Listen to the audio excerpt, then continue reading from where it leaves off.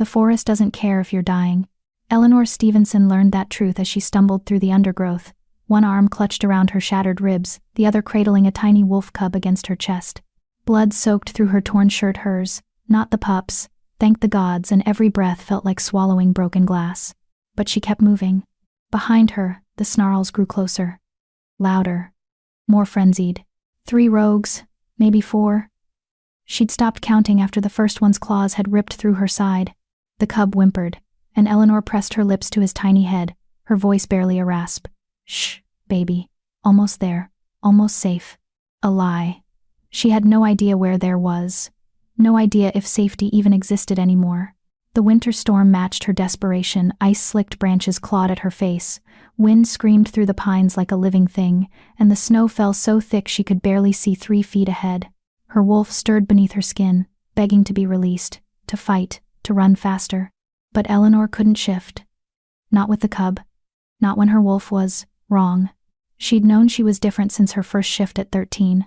Where other wolves emerged sleek and powerful in browns and grays, Eleanor's wolf had blazed silver-white as moonlight, with eyes that burned like molten mercury. Beautiful, terrifying, unnatural. The Clearwater Pack had called her cursed. An abomination. They'd tolerated her because her parents had been loyal, because she'd kept her head down, because she'd made herself small and useful and invisible. Until tonight.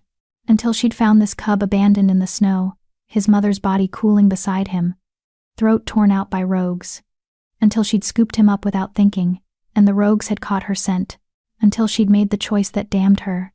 She'd chosen the innocent over her own survival. Her foot caught on a root, and she went down hard. Pain exploded through her ribs, white-hot, blinding. The cub tumbled from her arms, landing in the snow with a frightened yelp. No. Eleanor reached for him, but her body wouldn't cooperate. Blood pooled beneath her, turning the pristine snow crimson. Her vision swam. The rogues burst through the trees. 4 of them. Shifted. Eyes wild with bloodlust and something worse, hunger. Not for food. For destruction. The largest one, a mangy gray wolf with half his ear missing, stalked toward the cub, his lips peeled back, revealing yellow fangs. Something inside Eleanor snapped. Not her body that was already broken. Not her spirit that had fractured years ago when her pack had looked at her like she was a monster. No. This was deeper. Older. A power that had slumbered in her bones since birth, waiting for the moment she had nothing left to lose. Don't touch him. Her voice came out wrong, layered, resonant, like thunder rolling across mountains. Silver light exploded from her skin. The rogues skidded back, snarling in confusion. Eleanor didn't understand it either.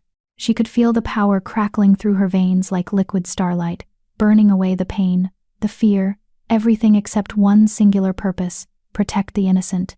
She dragged herself to her knees, placing her body between the rogues and the cub. Her hands hit the snow, and where her palms touched, silver flames erupted, cold fire that didn't burn but pulsed with ancient energy.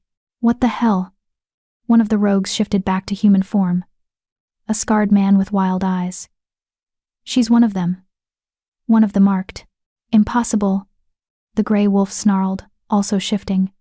They're extinct. Dead for 200 years. Does she look dead to you? Eleanor had no idea what they were talking about. The marked? She'd never heard that term. But the power flooding through her felt both foreign and familiar, like remembering a dream from childhood. The gray wolf, clearly the leader, bared his teeth. Marked or not, she's dying. Kill her. Take the cub. The Alpha King will pay good money for Blackwater bloodline. Alpha King? Eleanor's heart lurched. The cub wasn't just any wolf. He was royalty. And she'd just signed her death warrant saving him. The rogues advanced as one, confident now that her moment of power had faded. And they were right. The silver flames sputtered and died, leaving Eleanor gasping, her body remembering every wound, every broken bone.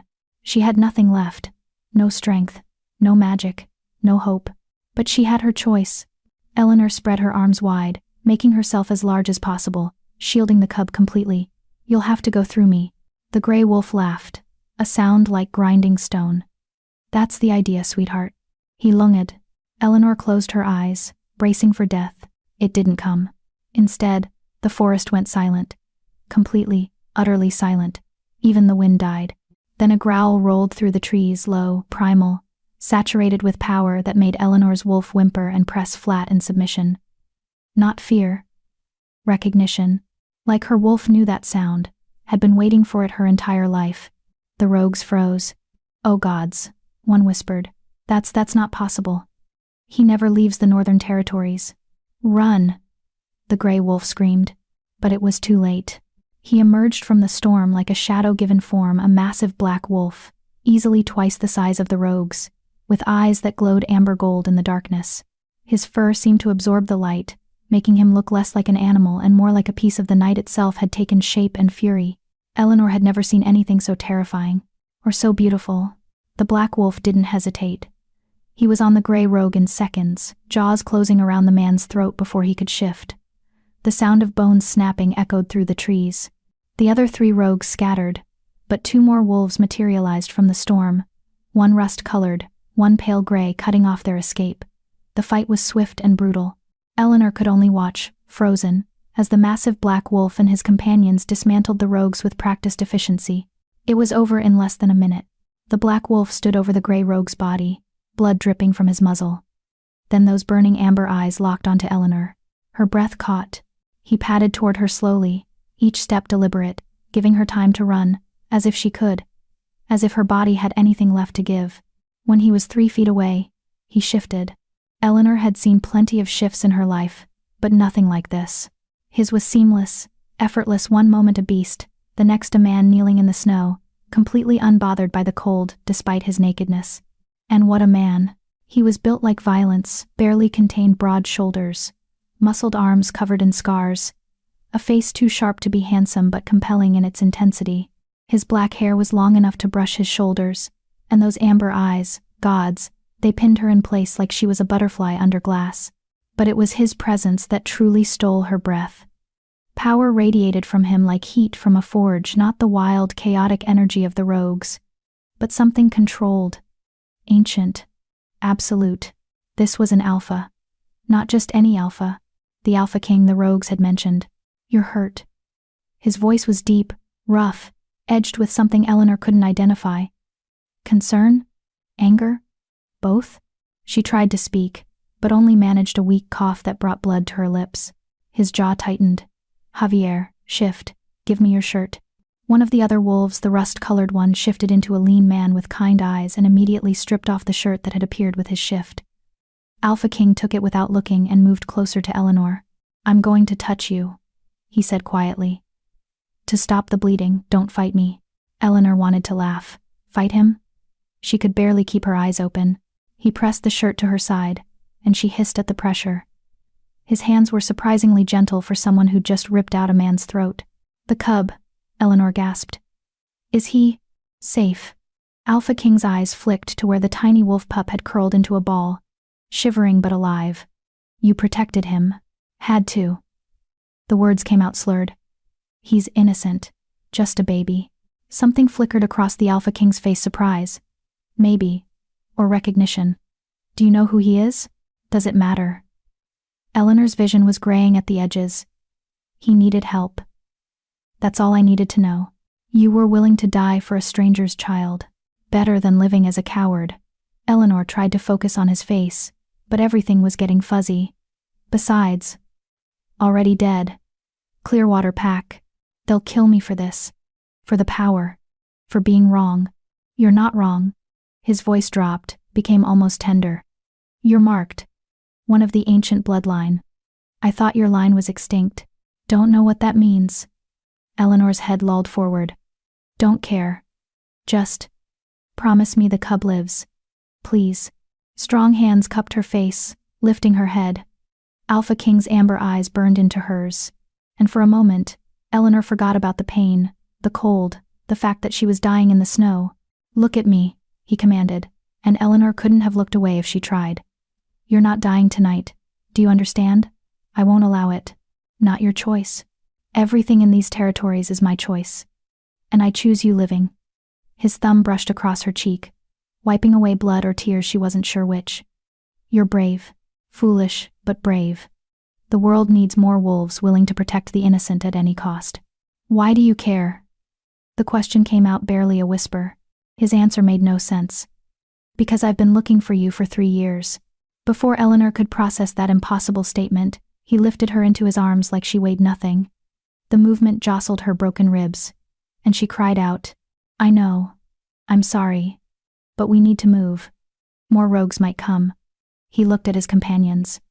Javier, carry the pup. Glenn, scout ahead. We're taking them to Blackridge. Your Majesty, the pale gray wolf now, a silver-haired man said carefully. The council won't approve bringing an unknown wolf to. I don't recall asking for approval. Alpha King's voice went cold. Absolute. She saved my nephew's life. She bleeds for my bloodline. That makes her mine to protect. Anyone who objects can take it up with me personally. The weight of that declaration settled over Eleanor like a blanket. His to protect. His. She should have been terrified. Should have questioned what that meant, what he wanted, why he claimed to have been searching for her. But consciousness was slipping away, dragging her down into darkness, and all Eleanor could think was that his arms felt safe, that for the first time in her life, someone had called her brave instead of cursed. That maybe, just maybe, she wasn't going to die alone in the snow after all. Stay with me, Alpha King murmured against her hair as he carried her through the storm. Just a little longer. I've got you. And before the darkness claimed her completely, Eleanor did something she hadn't done in years. She believed him. The world came back in pieces. First, warmth. Real warmth, not the hypothermic numbness of dying in snow. Eleanor could feel it seeping into her bones, chasing away the cold that had become so familiar she'd forgotten what comfort felt like.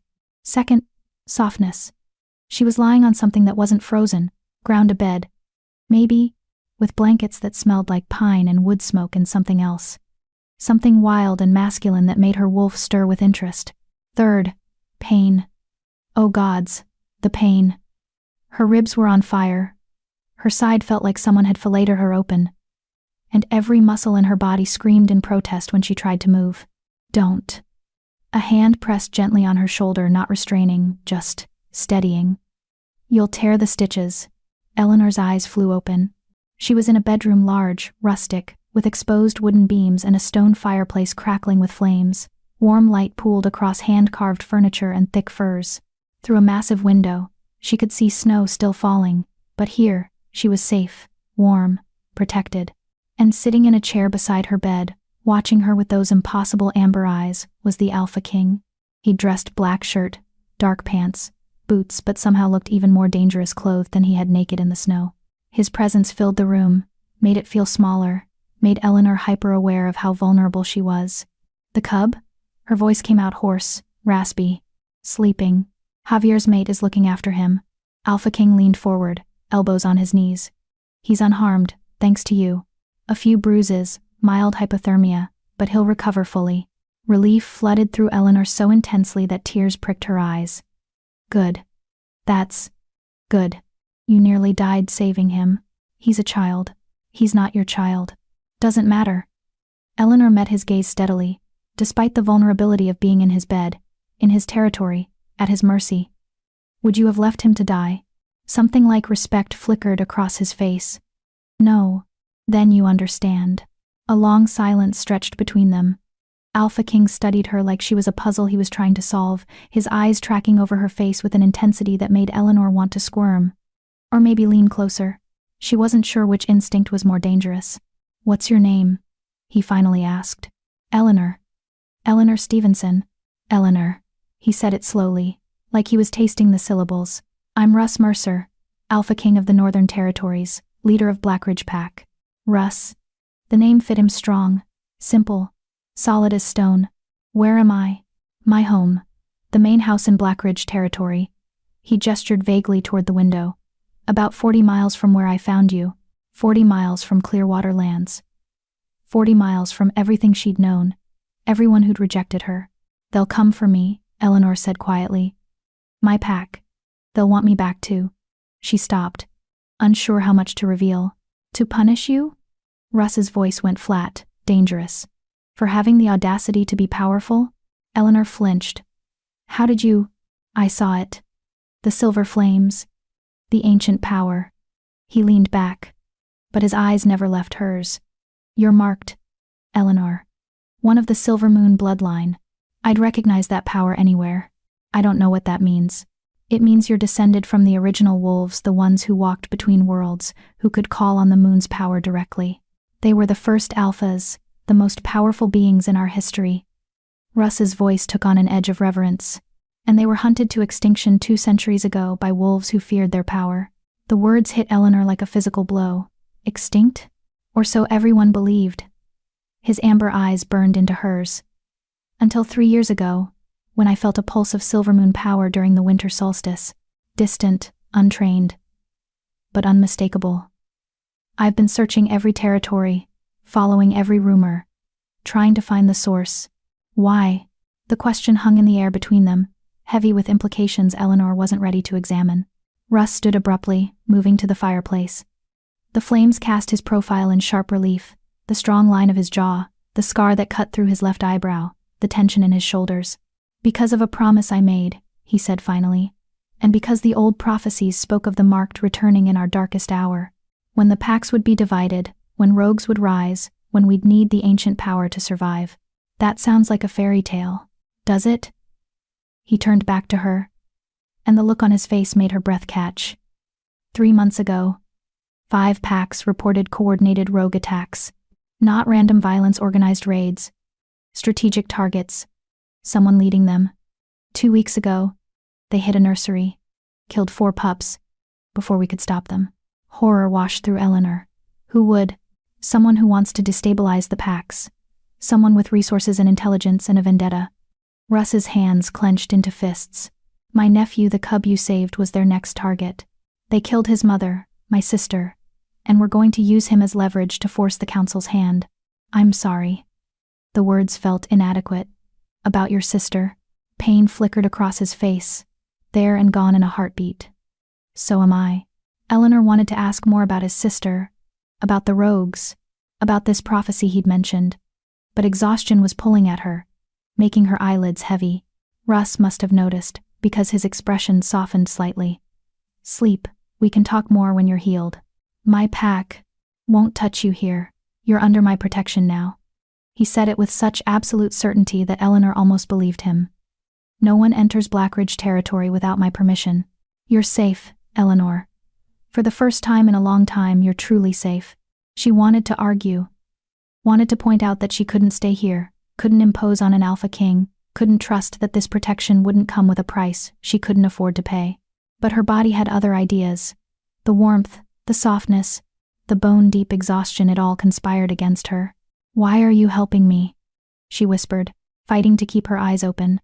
Russ moved back to the chair beside her bed, close enough that she could see the flecks of gold in his amber eyes. Because you're extraordinary, Eleanor Stevenson. And you don't even know it yet.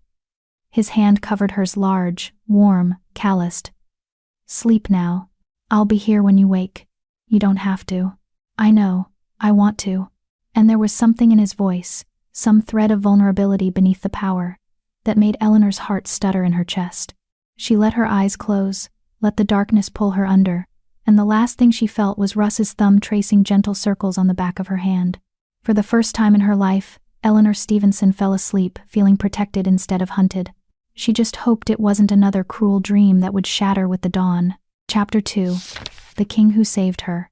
Eleanor woke to voices low, tense, argumentative, absolutely reckless. Your Majesty.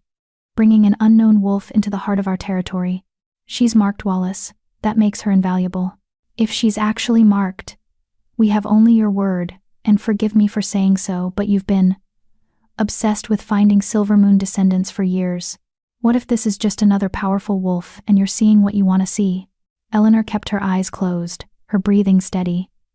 Years of making herself invisible in Clearwater had taught her the value of listening before revealing you were awake. I know what I saw. Russ's voice was cold steel. The silver flames don't lie, Wallace. Neither does my wolf's response to her. A pause. Heavy with implication. Your wolf's response? The other man, Wallace, sounded wary now. What exactly does that mean? It means my wolf recognized her, claimed her before I even knew her name. Russ's voice dropped lower, almost a growl. So yes, she stays. Under my protection. Non-negotiable. The council will demand answers. They'll want her tested, questioned, possibly. The council will do exactly as I say. or they can challenge me for the title. The threat in those words was unmistakable. Are we clear? Crystal, Your Majesty. Footsteps retreated, a door closed, then silence. Eleanor counted to 30 before risking opening her eyes. Russ stood at the window, his back to her, tension radiating from every line of his body. Dawn light filtered through the glass, catching in his black hair, turning it almost blue. He'd rolled up his shirt sleeves, revealing forearms corded with muscle, and marked with scars the kind that came from battle, from survival, from a life lived on the edge of violence. You can stop pretending to be asleep now, he said without turning around. Eleanor's cheeks heated. How did you? Your heartbeat changed. And your breathing. He glanced over his shoulder, a slight smile playing at his lips. I'm an alpha king, Eleanor. I notice things. She pushed herself up to sitting, wincing as her ribs protested. Someone had changed her clothes. She now wore a soft cotton shirt that was far too large, probably Russ's, and her wounds had been carefully bandaged. How long was I asleep? 16 hours. The healer said you'd need at least 3 days of rest to recover fully.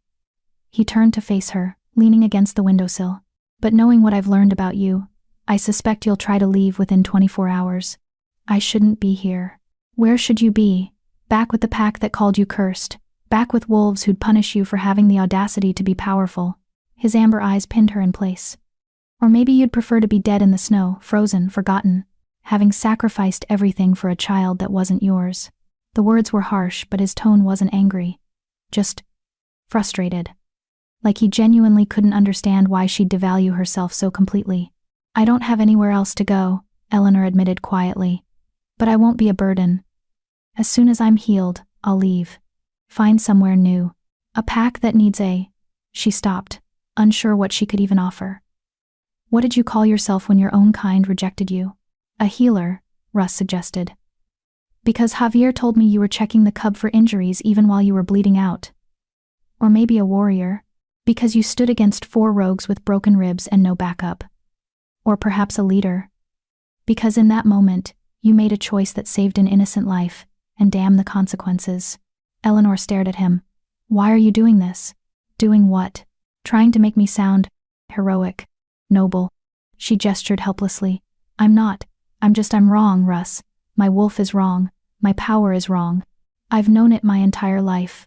The pack knew it. My parents knew it before they died. I'm extraordinary.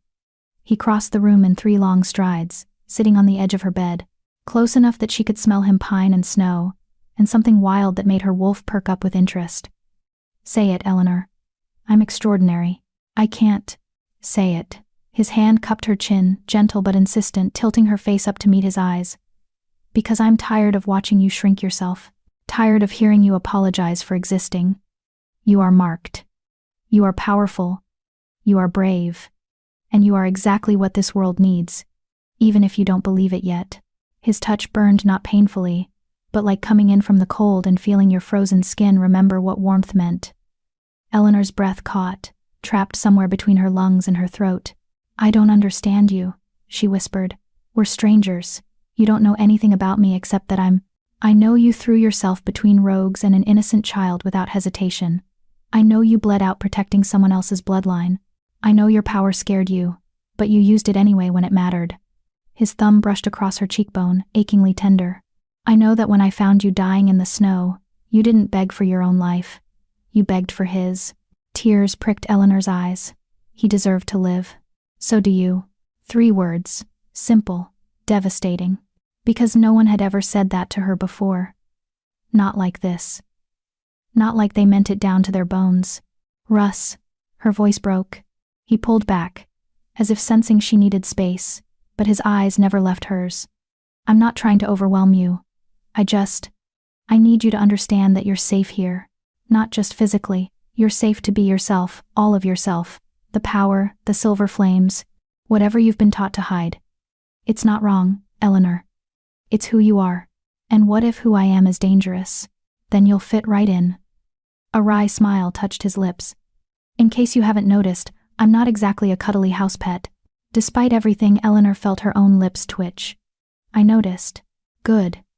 He stood, moving back toward the window, giving her space to breathe. The healer will be back this afternoon to check your wounds. Javier's mate, Addie, will We'll bring you food and clean clothes. And if you need anything at all, there's a bell on the nightstand. Ring it, and someone will come. I don't need. I know. You're very self-sufficient and independent and used to taking care of yourself. He glanced back at her. But humor me. Let someone take care of you for once. Before Eleanor could respond, a knock sounded at the door. Come, Russ called. A woman entered, petite, with warm brown skin and kind eyes that immediately found Eleanor.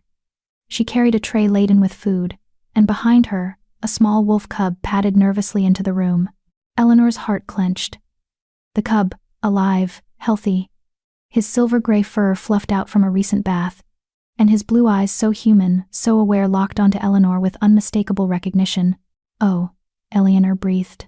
The cub yipped once, then scrambled across the floor and launched himself onto the bed. He was small enough that he barely jostled her, but Eleanor still gasped at the movement. Russ moved forward, but Eleanor waved him off. The cub was licking her hand frantically, whimpering, trying to burrow under her arm. He's been looking for you, Addie said softly, setting the tray on a side table. Wouldn't settle until we brought him up here. I think he knows you saved him. Eleanor gathered the cub against her chest, careful of her ribs.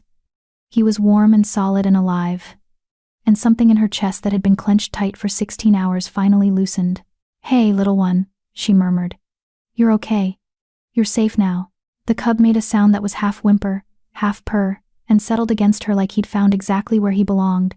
Eleanor looked up to find Russ watching her with an expression she couldn't read, intense, almost hungry, but not in a threatening way. More like he was memorizing this moment, burning it into his mind. His name is Drew, Russ said quietly. Drew Mercer, my sister's son. He's 3 years old, too young to shift back on his own yet. I'm so sorry. Eleanor met his eyes. About your sister. He must miss her terribly. Pain flickered across Russ's face, quickly masked. Olivia was. She was the best of us. Kind, strong, fierce when she needed to be. She deserved better than dying alone, protecting her son from monsters. She didn't die alone, Eleanor said firmly. She died knowing she'd kept him safe long enough for help to arrive. That's not nothing, Russ. That's everything. Something in his expression cracked just for a moment, just enough for Eleanor to see the grief underneath the alpha's mask. Then he nodded, once, and turned away. I'll let you eat and rest. Addie will stay if you need anything. Russ, Eleanor didn't know what she wanted to say, only that she couldn't let him leave like this. Thank you. For saving us, for seeing me. He paused at the door, his hand on the frame. You saved him first, Eleanor. I just made sure you both survived the night. His eyes met hers one last time. And I always see you. From the moment I found you bleeding in the snow, I've seen exactly who you are. Then he was gone. And Eleanor was left with Addie's knowing smile, a sleeping cub in her arms, and a heart that beat just a little faster than it should. He's not usually like this, Addie said conversationally, arranging food on the tray. Russ. I mean, he's intense, yes. Protective of the pack, absolutely. But this, she gestured vaguely. This is different. I don't know what you mean. Yes, you do. Addie's smile was gentle, not mocking. But that's okay. You just got here. You're still healing. No need to figure everything out right now. She moved toward the door, then paused. But Eleanor, whatever happened to you before, whatever your old pack told you about yourself, they were wrong. And I think deep down you know it. She left before Eleanor could respond. Eleanor looked down at Drew, who'd fallen asleep against her chest, his little paws twitching with dreams. Then she looked at the tray of food, real food, lovingly prepared. More than she could possibly eat. Then she looked at the room, warm, safe, protected. And for the first time in longer than she could remember, Eleanor Stevenson let herself imagine what it might feel like to stop running, to stop hiding, to stop believing she was too wrong to deserve a place in the world. Outside the window, snow continued to fall. But inside, wrapped in borrowed clothes and borrowed warmth, with a sleeping cub in her arms and an alpha king who claimed he'd been searching for her for 3 years, Eleanor felt something she'd thought long dead begin to stir. Hope. Dangerous, fragile, terrifying hope. She was probably going to regret this. Probably going to get hurt. Probably going to discover that this protection came with strings she couldn't afford to pull. But for right now, in this moment, Eleanor let herself rest, and that was enough. Chapter 3. Nightmares and Memories. The nightmare came 3 nights later. Eleanor was back in Clearwater territory, 13 years old again, her body trembling with the first shift. She could feel her bones breaking and reforming, her skin rippling with fur, her senses exploding with new awareness. Her mother's voice tight with fear. "Something's wrong. She's not David, look at her." Her father, stepping back. "What is she?" And then the shift completed, and Eleanor saw herself reflected in her mother's horrified eyes, not brown or gray or even black, silver. Pure, luminous silver, like she'd been carved from moonlight itself. Beautiful. Monstrous. Wrong. The pack had gathered, drawn by the commotion. She remembered their faces' shock, fear, disgust. She remembered the whispers starting immediately, spreading like wildfire. Cursed. Unnatural. The old bloodline. The dangerous one. Alpha Thomas had stepped forward, his expression grave. "Eleanor Stevenson.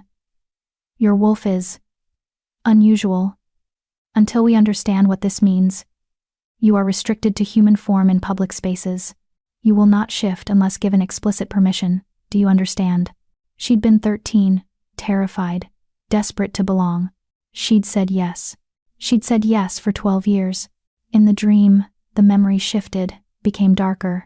Her parents' funeral when she was 16, killed in a rogue attack while she'd been locked in her room. Forbidden to fight. Forbidden to help because her power might escalate the situation. She'd begged Alpha Thomas to let her out.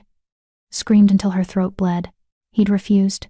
And her parents had died while she'd clawed at the door, her silver wolf howling inside her mind, trapped, useless, wrong, wrong, wrong. "Eleanor, Eleanor, wake up." Hands on her shoulders, gentle but firm. A voice cutting through the nightmare. Low and rough. And real. Eleanor's eyes snapped open. She was back in Russ's guest room. Tangled in sheets. Her face wet with tears. And Russ was there. Kneeling beside the bed. His amber eyes filled with concern. "You were screaming," he said quietly. "I heard you from down the hall." Eleanor tried to speak, but only managed a choked sob. The grief was fresh again. Raw. Like the funeral had been yesterday instead of 9 years ago.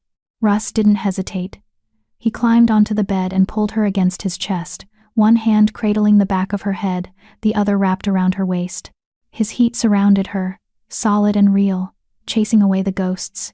"Breathe," he murmured against her hair. "Just breathe. You're safe. Whatever you saw, it's not here. It can't touch you here." Eleanor pressed her face against his shoulder and let herself break. All the years of holding it together, of making herself small, of swallowing her grief and her rage and her loneliness, it all came pouring out in harsh, ugly sobs that shook her entire body. And Russ held her through it. Didn't tell her to calm down, didn't try to fix it, didn't make her feel weak for falling apart. He just held her. Like she was precious. Like her pain mattered. When the storm finally passed, leaving Eleanor exhausted and hollow, she realized Drew had joined them. The cub pressed against her side, whimpering softly in sympathy. "Sorry," Eleanor rasped. "I didn't mean to wake everyone." "Don't apologize." Russ's hand moved in slow circles on her back. "Want to talk about it?" She should say no. Should pull away, rebuild her walls, go back to being the self-sufficient woman who didn't need anyone. But she was so tired of carrying it alone. "My parents," she heard herself say. "I dreamed about my parents. About the day they died." Russ's arms tightened fractionally. "How old were you?" 16. Eleanor's voice sounded distant, disconnected. "Rogues attacked during the autumn gathering. My father was a warrior. My mother was a healer. They both fought, trying to protect the pack. And I was locked in my room, forbidden to help, because Alpha Thomas thought my power would make things worse." "Locked?" Russ's voice went dangerously quiet. "He imprisoned you during an attack?" "He said it was for my own protection, that I was too young, too inexperienced, too unpredictable." Eleanor pulled back enough to look at him. "He said if I shifted, if I used my power, I might hurt pack members. That I couldn't control it. That I was dangerous." "Were you? Dangerous?" "I don't know. I never got the chance to find out." Bitter laughter escaped her. "I spent 12 years in Clearwater Pack, being told I was a threat, being watched, restricted, controlled. Every time my wolf pushed to the surface, I had to shove her down. Every time I felt my power rising, I had to suppress it. Because good wolves don't glow silver. Good wolves don't call fire from their hands. Good wolves don't. Good wolves don't what, Eleanor? Russ's thumb brushed away a tear she hadn't realized had fallen. Don't protect innocent children? Don't stand against overwhelming odds? Don't sacrifice themselves for strangers? Don't exist. The words came out broken. My parents loved me, I think. But they were afraid of me too. I could see it in their eyes every time I shifted. They tried to hide it, but I knew. And after they died, there was no one left who even tried to pretend I belonged. Russ was quiet for a long moment, his hand still moving in those soothing circles on her back. When he finally spoke, his voice was rough with emotion.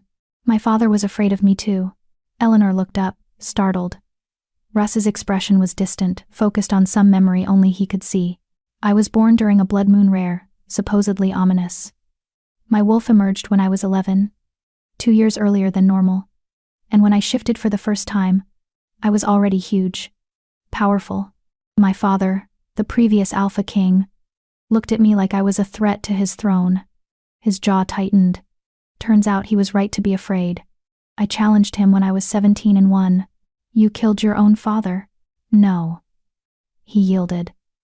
Russ's eyes met hers. But he never forgave me for being stronger than him. For being what he'd always wanted to be but couldn't. He lived another 3 years, bitter and angry, before a heart condition took him. And the last thing he ever said to me was, "You're too powerful to be trusted." Eleanor's heart clenched. Russ. So I understand, Eleanor. What it's like to have the people who should love you most look at you like you're a monster. What it's like to be afraid of your own strength because everyone around you says it's wrong. He cupped her face in both hands, his amber eyes burning into hers. But here's what I learned. The people who fear your power are usually the ones who know they could never match it. And their fear says everything about their weakness and nothing about your worth. That's easy to say when you're an Alpha King. When your power is respected, wanted, valued. Eleanor's voice broke. But I'm broken, Russ. My wolf doesn't feel right. My power scares me. And every time I think about letting it out, really letting it out, I remember Alpha Thomas's voice telling me I'd hurt people. That I was dangerous. You are dangerous. Russ's smile was fierce, proud. You should be dangerous. You have the blood of the original Alphas running through your veins.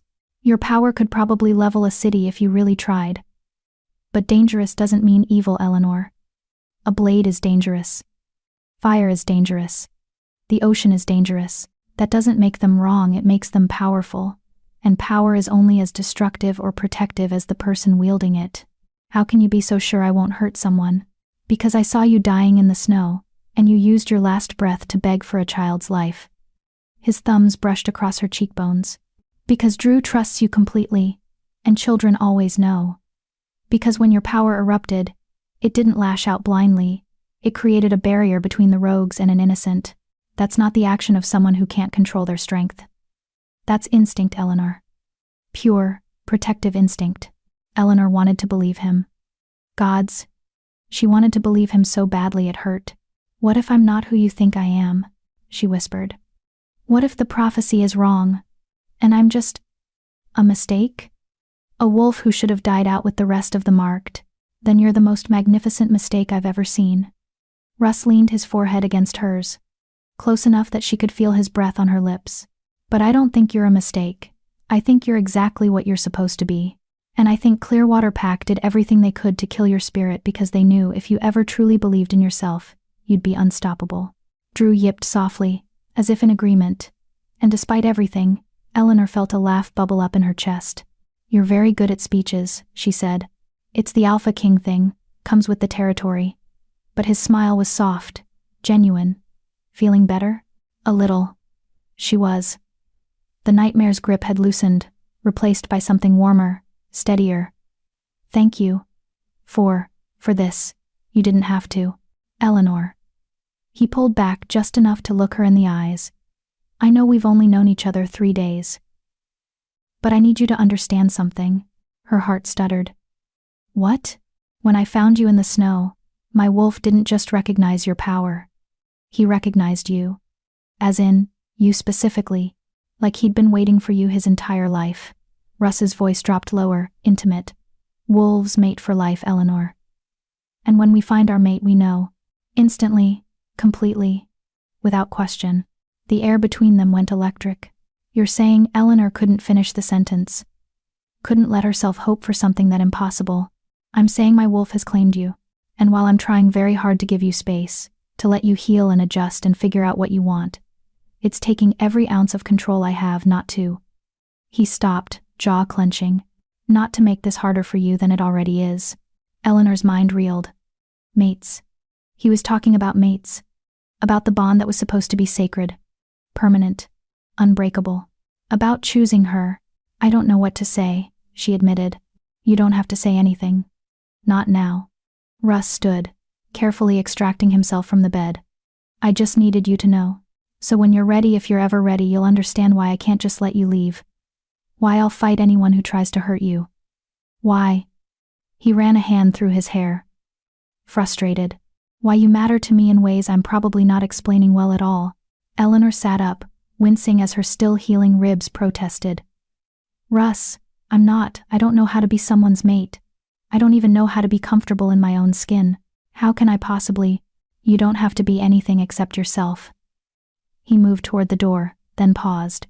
The woman who saved Drew, who stood against rogues with nothing but courage and broken bones, who calls silver fire from her hands and doesn't even realize how extraordinary that is. That woman is exactly who I want, Eleanor. Scars, fears, doubts and all. He left before she could respond, the door closing softly behind him. Eleanor sat in the darkness, Drew pressed against her side, her mind spinning with everything Russ had said. Mates. He thought they were mates. Her wolf stirred, pressing against her consciousness with unusual insistence. And for the first time, Eleanor didn't push her down. She let her wolf rise to the surface, let her feel the connection to Russ that she'd been too afraid to acknowledge.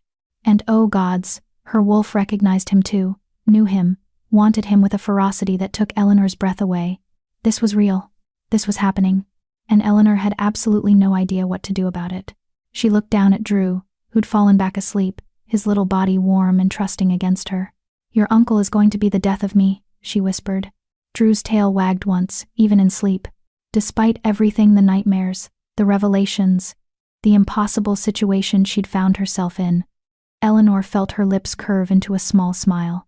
Maybe being someone's mate didn't mean being perfect. Maybe it just meant being brave enough to let yourself be seen.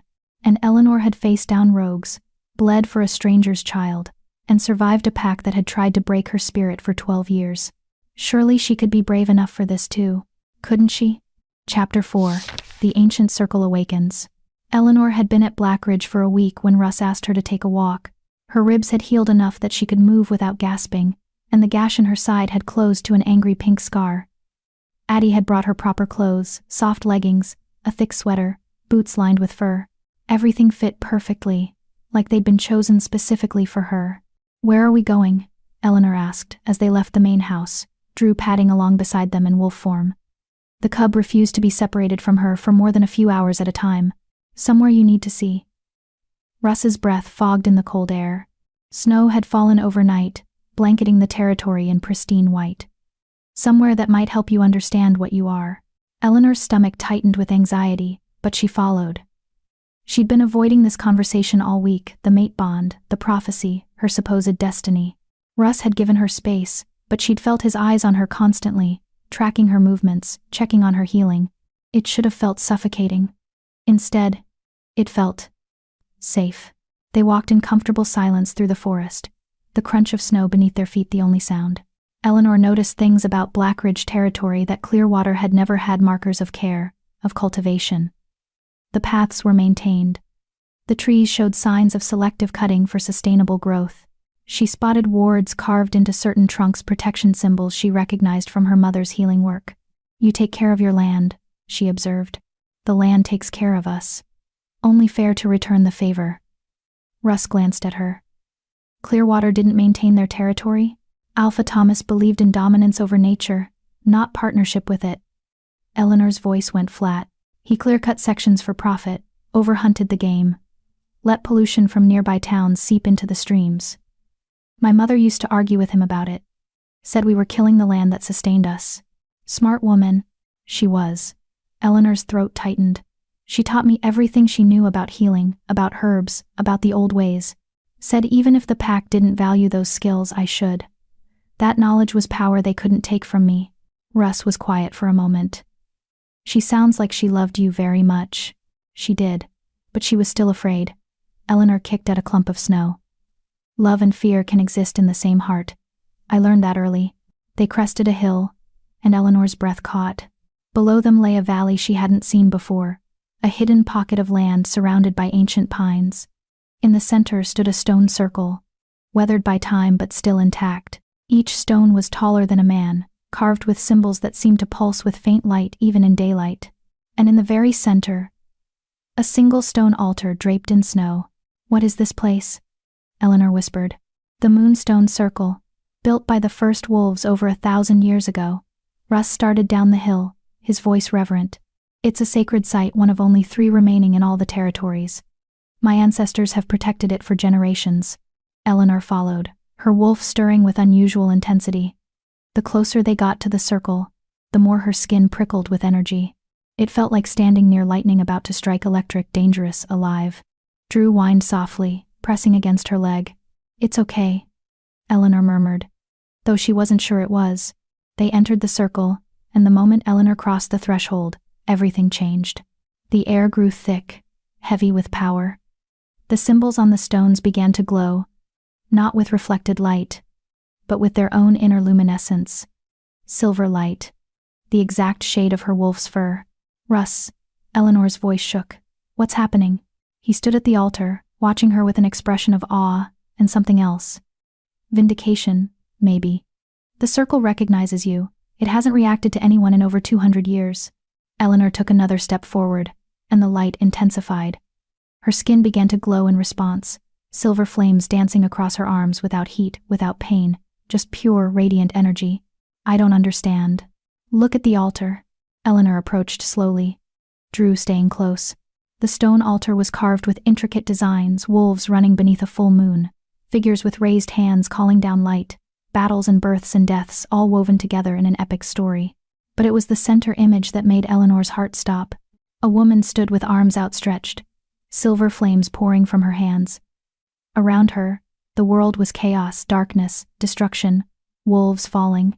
But where her light touched, the darkness retreated. Where her flames reached, life returned. And above her head, carved in script so old Eleanor could barely read it, "She who bridges the light and the dark shall restore balance when all seems lost." "The Silver Moon Prophecy," Russ said softly, coming to stand beside her. "Written by the first Alpha King 1,000 years ago. He foresaw a time when the packs would fall to darkness, when rogues would rise and wolves would forget the old ways.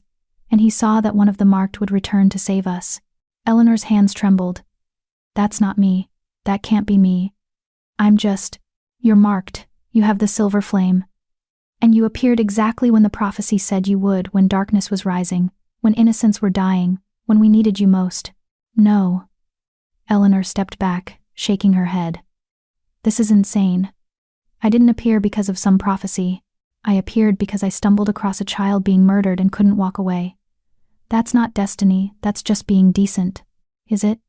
Russ's amber eyes held hers. "Or did the universe put you exactly where you needed to be at exactly the right moment? You saved Drew. Drew is the last heir of the Blackridge bloodline. If he'd died, my line would have ended. The largest pack in the Northern Territories would have fallen into chaos. Which is exactly what whoever is organizing these rogue attacks wants." The pieces started clicking together in Eleanor's mind, a puzzle she didn't want to solve. "You think someone is trying to destabilize the packs?" "I know they are. 5 coordinated attacks in 3 months. Always targeting leaders, heirs, or sacred sites. Always trying to create chaos and fear." Russ's jaw tightened. "Someone wants us divided. Wants us too busy fighting each other to see the real threat."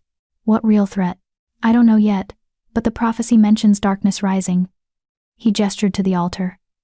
"Not rogues. Not rival packs. Darkness. Something older. More dangerous. Something that our ancestors fought and sealed away." Eleanor's skin went cold despite the flames still dancing across her arms. "You think something ancient is waking up. I think something ancient has woken up. And it's using rogues as pawns to weaken us before it strikes." The implications were staggering. Eleanor looked at the carving again, at the woman standing against impossible odds, and felt the weight of expectation pressing down on her like a physical thing. "I can't be her," she said quietly. "I can't be this savior. I don't even know how to control my power, Russ. I spent 12 years suppressing it. What if I try to fight, and I fail? What if I hurt people? What if, Eleanor?" He took her hands, seemingly unbothered by the silver flames that wrapped around both of them. "You don't have to be perfect. You don't have to have all the answers. You just have to be willing to try. And if I'm not?" His smile was sad. "Then we'll face what's coming without the advantage," the prophecy promised. "And a lot of wolves will probably die." He squeezed her hands. "But I won't force you. This has to be your choice." Eleanor looked down at their joined hands, at the way his skin didn't burn in her flames, at the way the silver light seemed to wrap around him protectively rather than push him away. Her wolf surged forward with sudden intensity, and before Eleanor could stop her, a vision slammed into her consciousness. She saw herself standing in this very circle, but the stones were whole and gleaming.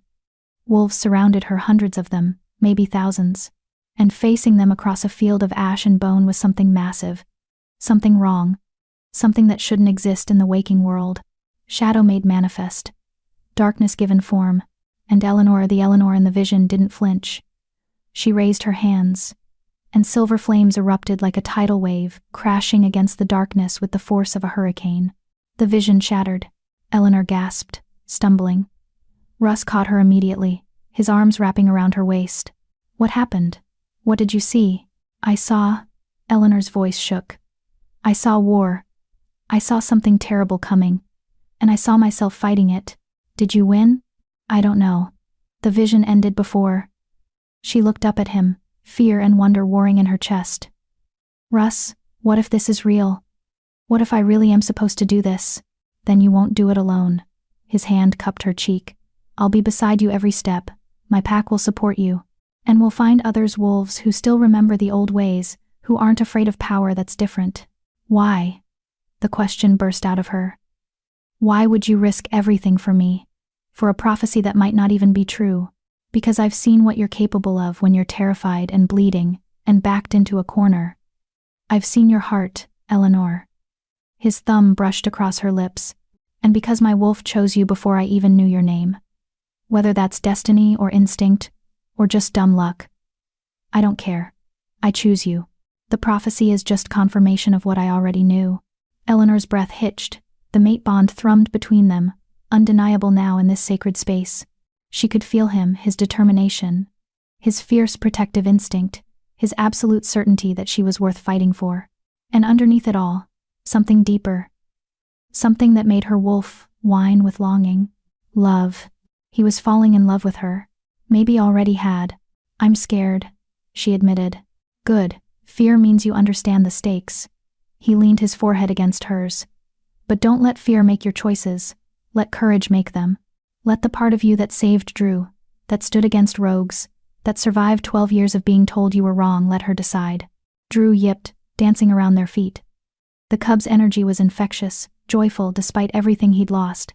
Eleanor looked at him, then at the altar, then at Russ's amber eyes burning with faith she didn't deserve but wanted desperately to earn. She thought about her mother, teaching her the old ways even when the pack mocked them. She thought about her father, who'd been afraid but had still told her stories about the original alphas, about wolves who could call down the moon's light. She thought about every time she'd made herself small, swallowed her power, pretended to be less than she was just to survive. And she thought about that moment in the snow, when she'd chosen to protect an innocent child and damn the consequences. That had been easy, instinctive, right. Maybe this could be too. "I don't know how to be what the prophecy wants," Eleanor said slowly. "But I know how to protect people. I know how to stand against evil, even when I'm terrified. And I know," she took a shaky breath, "I know I don't want anyone else to feel the way I felt growing up. Wrong. Unwanted. Afraid of their own strength."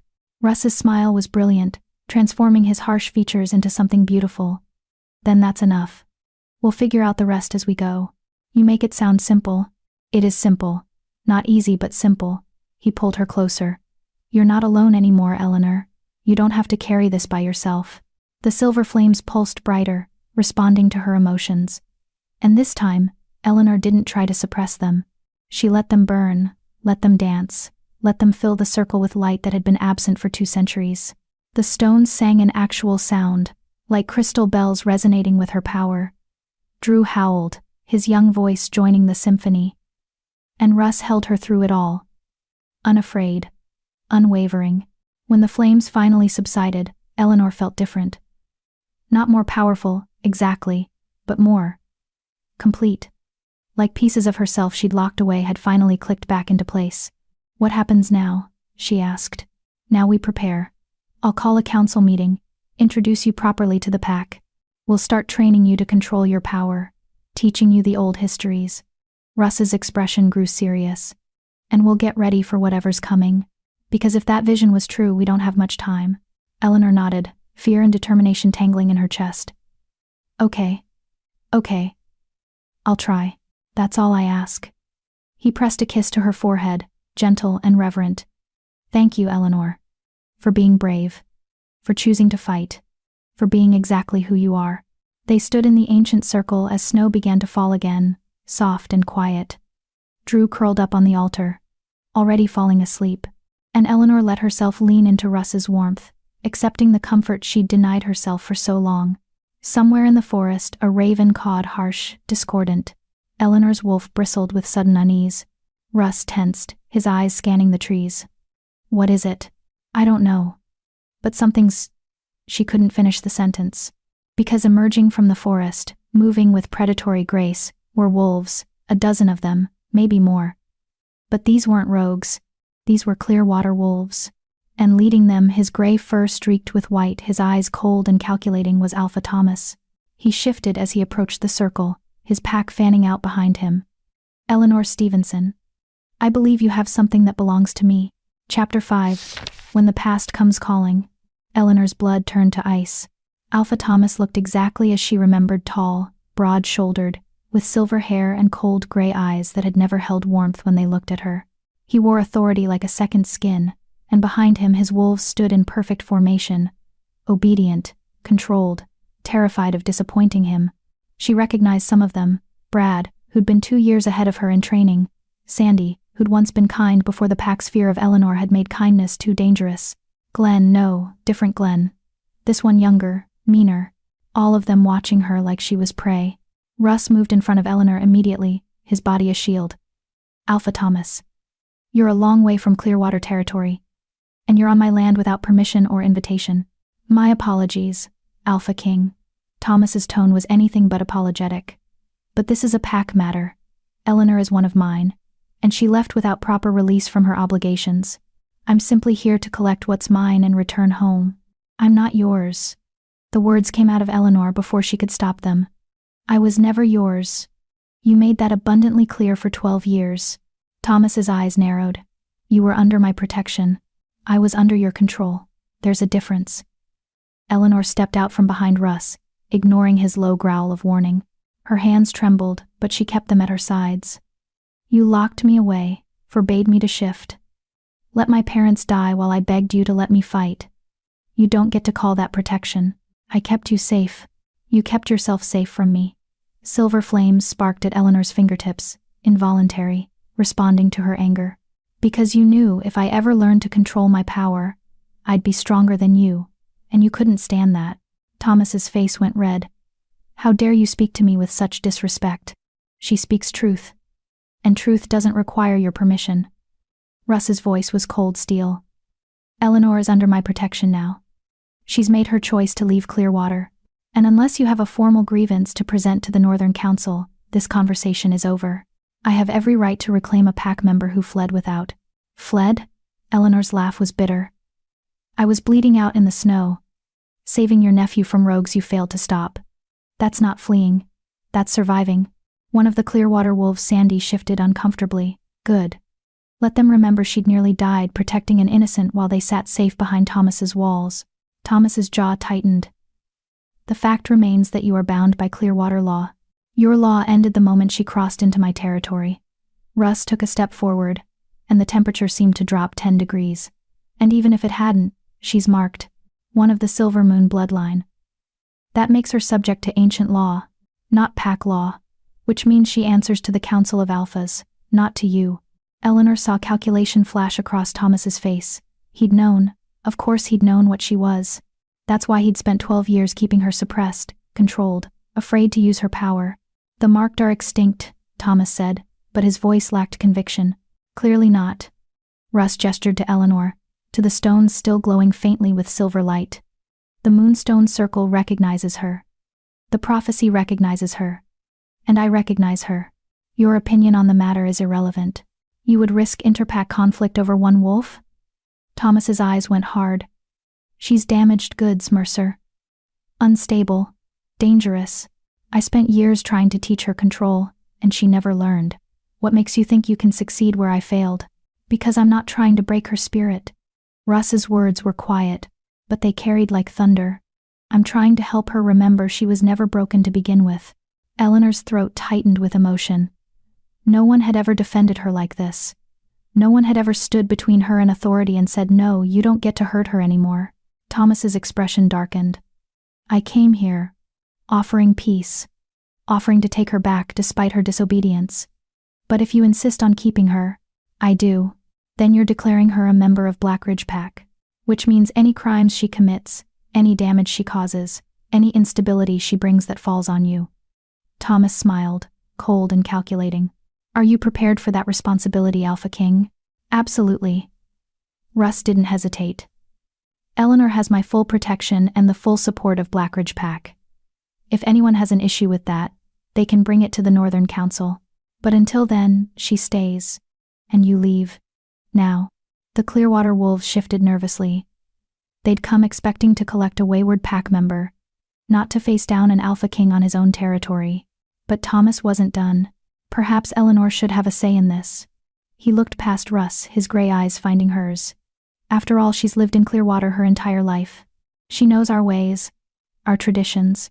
She has history there, memories of her parents. Is she truly willing to throw all that away for a stranger who's known her for barely a week? The words hit their mark.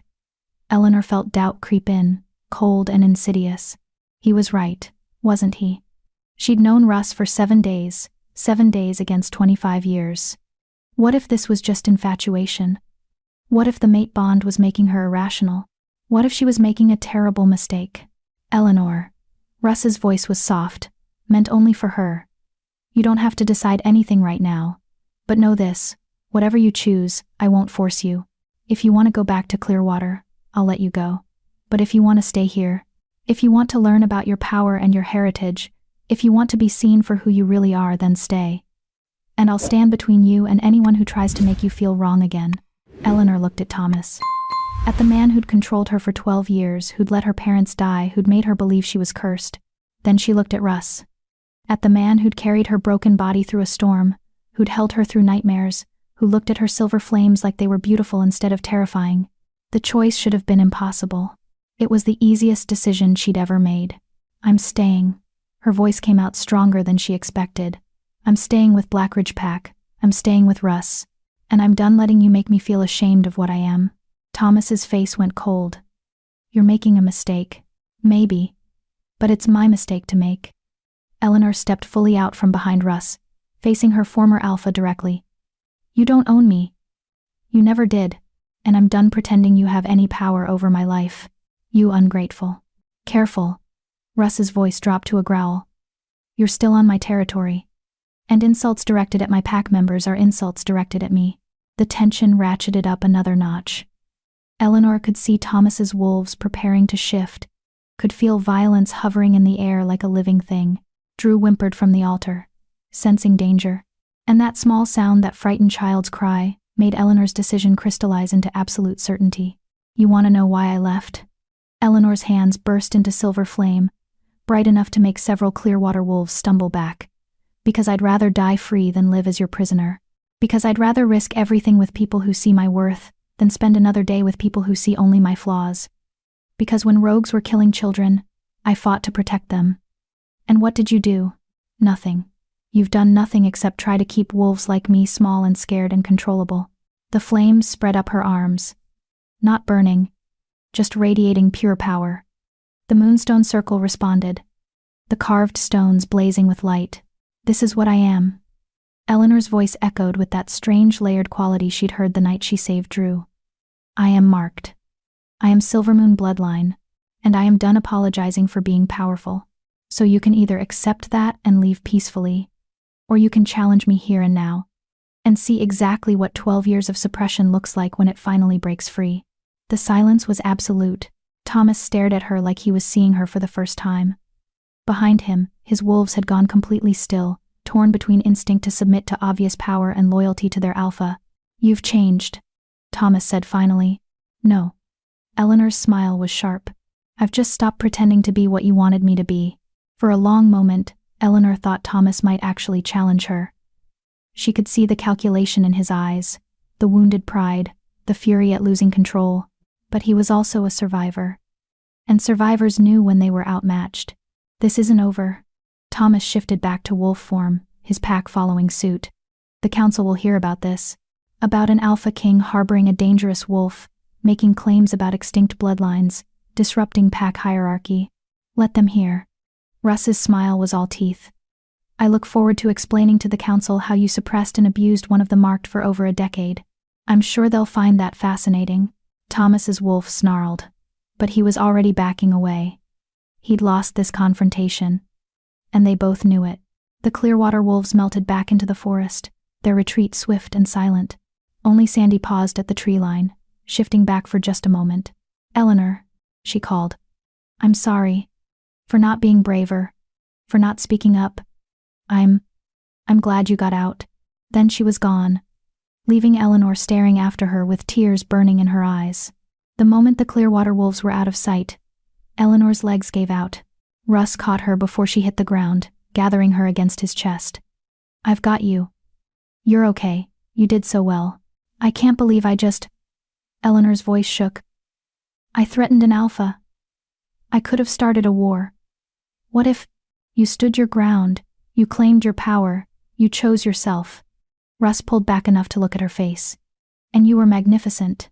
I was terrified. Courage isn't the absence of fear, Eleanor. It's acting despite it. His thumb brushed away a tear she hadn't realized had fallen. And you just told your abuser that he has no power over you anymore. That's not nothing. That's everything. Drew scrambled down from the altar and pressed against Eleanor's side, whining softly. She wrapped an arm around him, drawing comfort from his small, solid presence. What happens now? She asked. Thomas will go to the council. He'll try to turn them against me. Against you. Let him try. Russ's voice was grim. The council knows me. They know I don't make claims lightly. And once they learn what Thomas did, how he suppressed one of the marked, how he let potential prophecy fulfillment slip through his fingers because of his own insecurities, they won't side with him. You can't be sure of that. No. But I can be sure that I'll fight for you. That Blackridge will fight for you. He helped her stand, keeping one arm around her waist. Come on. Let's get you back to the house. You need rest after all that power expenditure. They started back through the forest, Drew trailing behind them. Eleanor felt drained, hollowed out, like confronting Thomas had taken everything she had. But underneath the exhaustion, there was something else. Pride. She'd stood up to him. She'd claimed her power. She'd chosen herself. And she was still alive. Still standing. Still here. Russ? Eleanor said softly. Yeah? Thank you. For letting me handle that. For not taking over or trying to fight my battles for me. He smiled, pressing a kiss to her temple. You're perfectly capable of fighting your own battles, Eleanor. I'm just here to make sure you don't have to fight them alone. Something warm bloomed in Eleanor's chest, not the mate bond exactly, though that hummed between them constantly now. This was softer, deeper. This was trust. And maybe, just maybe, the beginnings of love. They were halfway home when Javier burst through the trees, his expression urgent. Your Majesty, we have a problem. Russ tensed. What kind of problem? 3 packs just sent formal petitions to the council. They're demanding an emergency session. Javier's eyes flicked to Eleanor, apologetic. They want to discuss the threat posed by an uncontrolled marked wolf operating in northern territories. Eleanor's stomach dropped. That was fast. Thomas must have sent word before he even confronted us. Russ's jaw tightened. He wanted backup in place. Clever bastard. When's the session? Eleanor asked. 3 days. At the gathering grounds. Javier looked at Russ. The council is demanding you appear in person. And they're demanding you bring Eleanor. Eleanor felt the weight of what was coming settle over her like a shroud. She'd challenged an alpha and won. But now she'd have to defend herself to an entire council of alphas, powerful wolves, who'd spent centuries believing the marked were extinct, dangerous, better off dead. This wasn't just about her anymore. This was about whether the old bloodlines had a place in the modern world. This was about whether power that couldn't be controlled by traditional hierarchy should be allowed to exist. This was about whether Eleanor Stevenson deserved to live free, or whether she should be bound, suppressed, broken, just like Thomas had tried to break her for 12 years. "Well," Eleanor said quietly, her hand finding Russ's. "I guess we have 3 days to prepare." Russ's grip tightened on hers. 3 days to prepare. And then we show them exactly what the market are capable of. Eleanor looked up at him, at the fierce determination in his amber eyes, and felt her own resolve crystallize. She'd spent 12 years being afraid. She'd spent 12 years making herself small. But if the council wanted to see what happened when you tried to cage something powerful, Eleanor would show them. And this time, she wouldn't hold back. Chapter 6. Learning to Trust Again. The first night after the confrontation, Eleanor couldn't sleep. She stood at her bedroom window, watching snow fall over Blackridge territory, her mind replaying the day's events on an endless loop. Thomas's face. The Clearwater wolves backing away. Her own voice, strong and certain, claiming her power. She'd been brave. But bravery in the moment was easy compared to facing what came next. 3 days until the council. 3 days to prepare for alphas who'd judge her, test her, possibly condemn her. A soft knock interrupted her spiraling thoughts. "Come in," Eleanor called, already knowing who it was. She could feel him through the mate bond, now a constant warm presence at the edge of her consciousness. Russ entered carrying 2 mugs. He'd changed into sleep pants and a loose shirt, his hair damp from a shower. Without the formal armor of alpha authority, he looked younger, more approachable, more dangerous to her heart. "Couldn't sleep either?" He offered her one of the mugs. "It's chamomile. Addie swears it helps." Eleanor accepted it gratefully, breathing in the steam. "Too much in my head. Want to talk about it?" Russ leaned against the window frame beside her, close enough that she could feel his warmth. "I keep thinking about Sandy, how she apologized." Eleanor's voice went soft. "She was kind to me once. When we were children. Then the pack's fear made her cruel. Or maybe not cruel, just absent. She stopped seeing me. Like I'd become invisible. Fear does that. Makes people choose safety over kindness." Russ took a sip of his tea. "I'm sorry you experienced that. Are you afraid of me?" The question came out before Eleanor could stop it. "Of my power? Of what I might become?" Russ turned to face her fully, his amber eyes intense. "Honestly? Always. I'm terrified."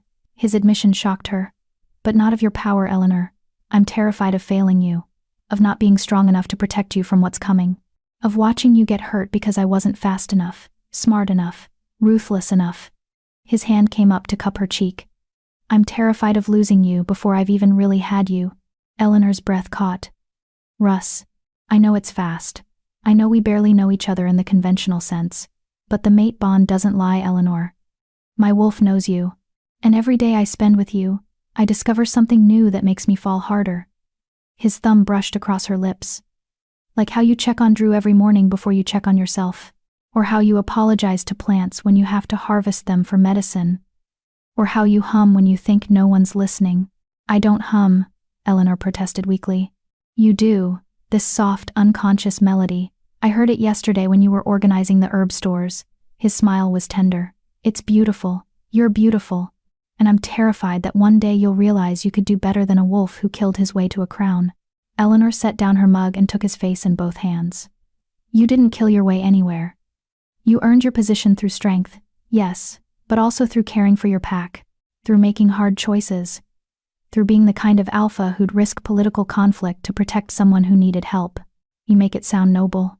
It is noble." She held his gaze. "And I'm terrified too, Russ. I'm terrified of the mate bond, of destiny, of prophecies I don't understand. I'm terrified that I'll hurt you, or disappoint you, or fail when it matters most. But I'm more terrified of walking away, and never knowing what we could have been." Something blazed in his eyes, hope, hunger, barely leashed desire. "Eleanor, I want to try," she whispered. "I want to see where this goes. Not because of prophecy or duty or anything except She took a shaky breath. Except that when I'm with you, I don't feel wrong. I feel like maybe, possibly, I could be exactly right. Russ leaned down slowly, giving her time to pull away. Can I kiss you? Eleanor's heart hammered against her ribs. Yes. His lips met hers soft and careful, like she was something precious that might shatter. Eleanor's eyes fluttered closed, and she leaned into him, one hand sliding into his hair. The kiss was gentle but thorough, tasting of chamomile and promise. Russ's hand settled on her waist, anchoring her, and the mate bond flared between them, not overwhelming, just right, like two puzzle pieces finally clicking into place. When they finally broke apart, both breathing hard, Eleanor felt dizzy with want and wonder. I've wanted to do that since the moment you threatened Alpha Thomas with silver flames, Russ murmured against her lips. Eleanor laughed, breathless. That's what did it for you? Threats of violence? Watching you claim your power? Watching you stand tall and fierce, and absolutely magnificent? His forehead pressed against hers. Yeah, that did it for me. They stood like that for a long moment, wrapped in each other, the world outside forgotten. Then Drew's small howl echoed from down the hall, probably another nightmare. Eleanor pulled back reluctantly. I should go to him, I know. Russ pressed one more kiss to her forehead. He needs you. Will you come with me? His smile was answer enough. They found Drew in his room, the nursery Russ had set up, with soft blankets and toys and a small bed shaped like a wolf den. The cub was pacing, whimpering, his little body trembling. Eleanor knelt immediately. Hey, little one, bad dreams? Drew yipped and launched himself at her, burrowing into her arms. She scooped him up, settling onto the floor with her back against the wall. Russ sat beside her, close enough that their shoulders touched. Your mama loved you so much, Eleanor murmured to Drew, stroking his fur. She fought so hard to keep you safe, and she'd be so proud of how brave you've been. Drew's whimpering quieted. His blue eyes, so heartbreakingly aware, looked up at her with absolute trust. You're going to grow up strong and kind, Eleanor continued, like your uncle. And when you're old enough, I'll teach you about your mama, about how fierce she was, how loving, how she gave everything to protect you. Russ's hand found Eleanor's, threading their fingers together. She glanced at him and saw tears tracking down his cheeks, silent, but genuine. Thank you, he said quietly, for loving him, for giving him what I couldn't. What do you mean? Softness, gentleness. I can protect him, train him, make him strong. But you, his voice roughened, you give him comfort, you make him feel safe enough to grieve. That's not something I know how to do. Eleanor squeezed his hand. Then we'll do it together. You give him strength, I'll give him softness, and between us, maybe he'll grow up whole. We make a good team. Yeah. Eleanor smiled. We do. Drew had fallen asleep against her chest, his small body finally relaxed. Eleanor didn't want to move, didn't want to disturb this perfect moment, the three of them curled together like a real family. Tell me about your sister, she said softly. About Olivia.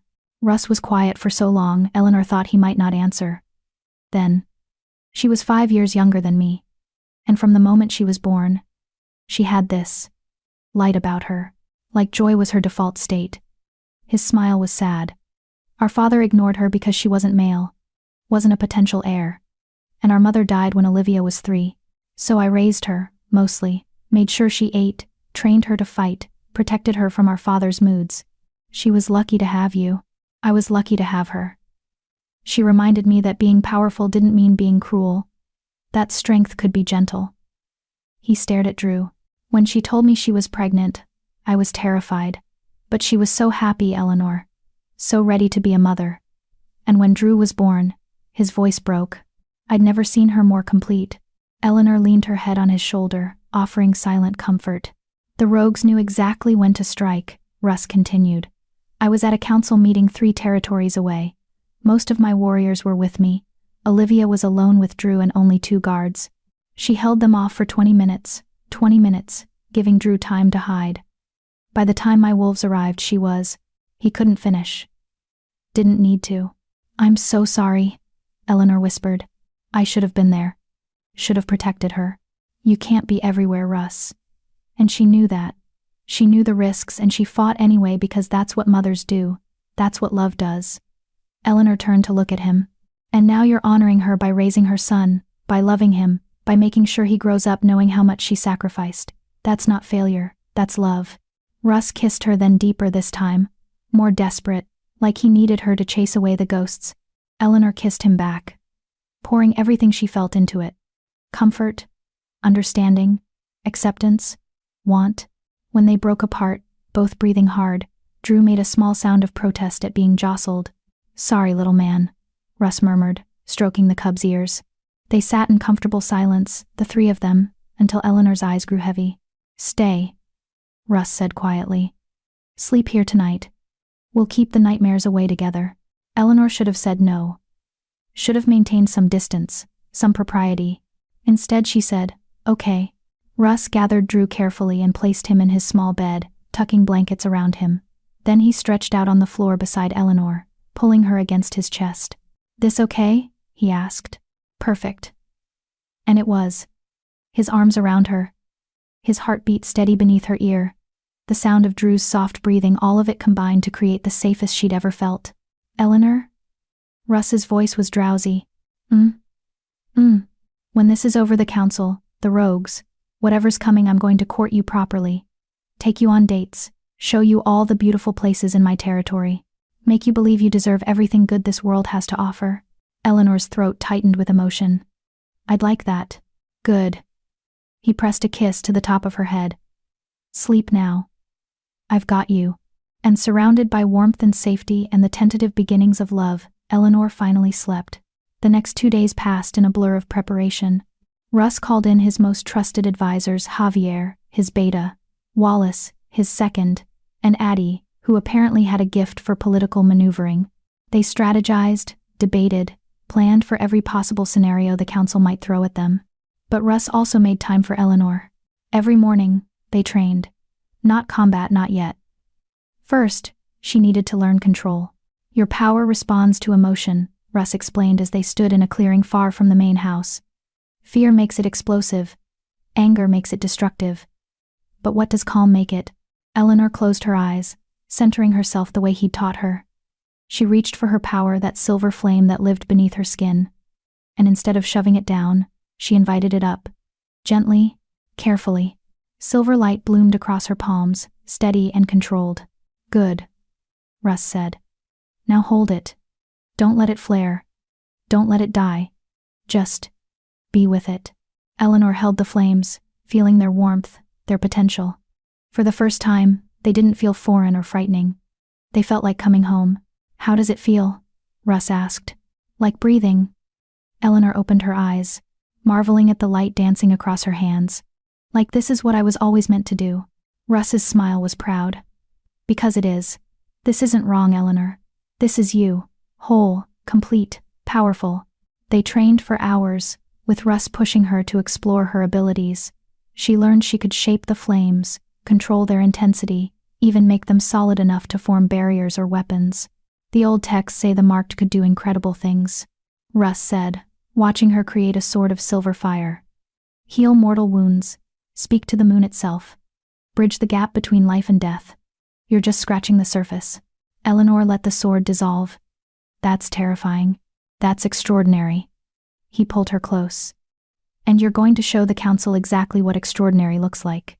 In the afternoons, Addie taught Eleanor about pack politics, about the council's dynamics, about which alphas to watch out for, and which might be sympathetic. "Alpha Craig Stevens from Riverside Pack lost his daughter to rogues last year," Addie explained. "He might be receptive to someone who can help stop the attacks. But Alpha Wilson Knapp from Ironwood is traditional, conservative. He'll see you as a threat to established order." "Great," Eleanor muttered. "Half will hate me on principle." "Not hate. Fear." Addie's expression was serious. "And fear can be overcome if you show them you're not the enemy, that you want the same things they want: safety, stability, peace." "Do I, though?" Eleanor asked. "Want those things? Don't you?" Eleanor thought about Drew's nightmares, about Sandy's apology, about every wolf who'd suffered because someone like Thomas chose control over compassion.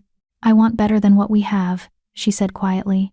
"I want a world where power isn't feared unless it's misused, where wolves like me don't have to hide or suppress themselves to survive, where children grow up safe and loved instead of terrorized by rogues and politics." Addie smiled. "Then tell them that," Show them you're not trying to overturn their world, you're trying to save it. In the evenings, Eleanor spent time with Drew. The cub was thriving, his grief still present but softening into something he could carry. He followed her everywhere, his small presence a constant reminder of why she was fighting, and at night she fell asleep in Russ's arms, their bond growing stronger with every shared breath, every whispered conversation, every stolen kiss. On the third night, their last before the council, Russ found her on the balcony outside her room. The moon was full, painting the snow silver. "Nervous?" he asked, joining her at the railing. "Terrified," Eleanor admitted. "What if I fail? What if I can't control my power in front of them? What if they decide I'm too dangerous and then I'll stand with you?" Russ turned her to face him, his hands framing her face. "Whatever happens tomorrow, you don't face it alone. I'll be beside you every step. And if they try to harm you, they'll have to go through me first. That's what I'm afraid of," Eleanor whispered. "I don't want you to sacrifice everything for me." "You're not a sacrifice, Eleanor. You're a choice. The easiest choice I've ever made." His thumb brushed across her lips. "I told you before my wolf chose you. But it's not just my wolf anymore. It's me, all of me.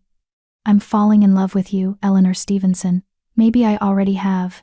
Tears burned in Eleanor's eyes.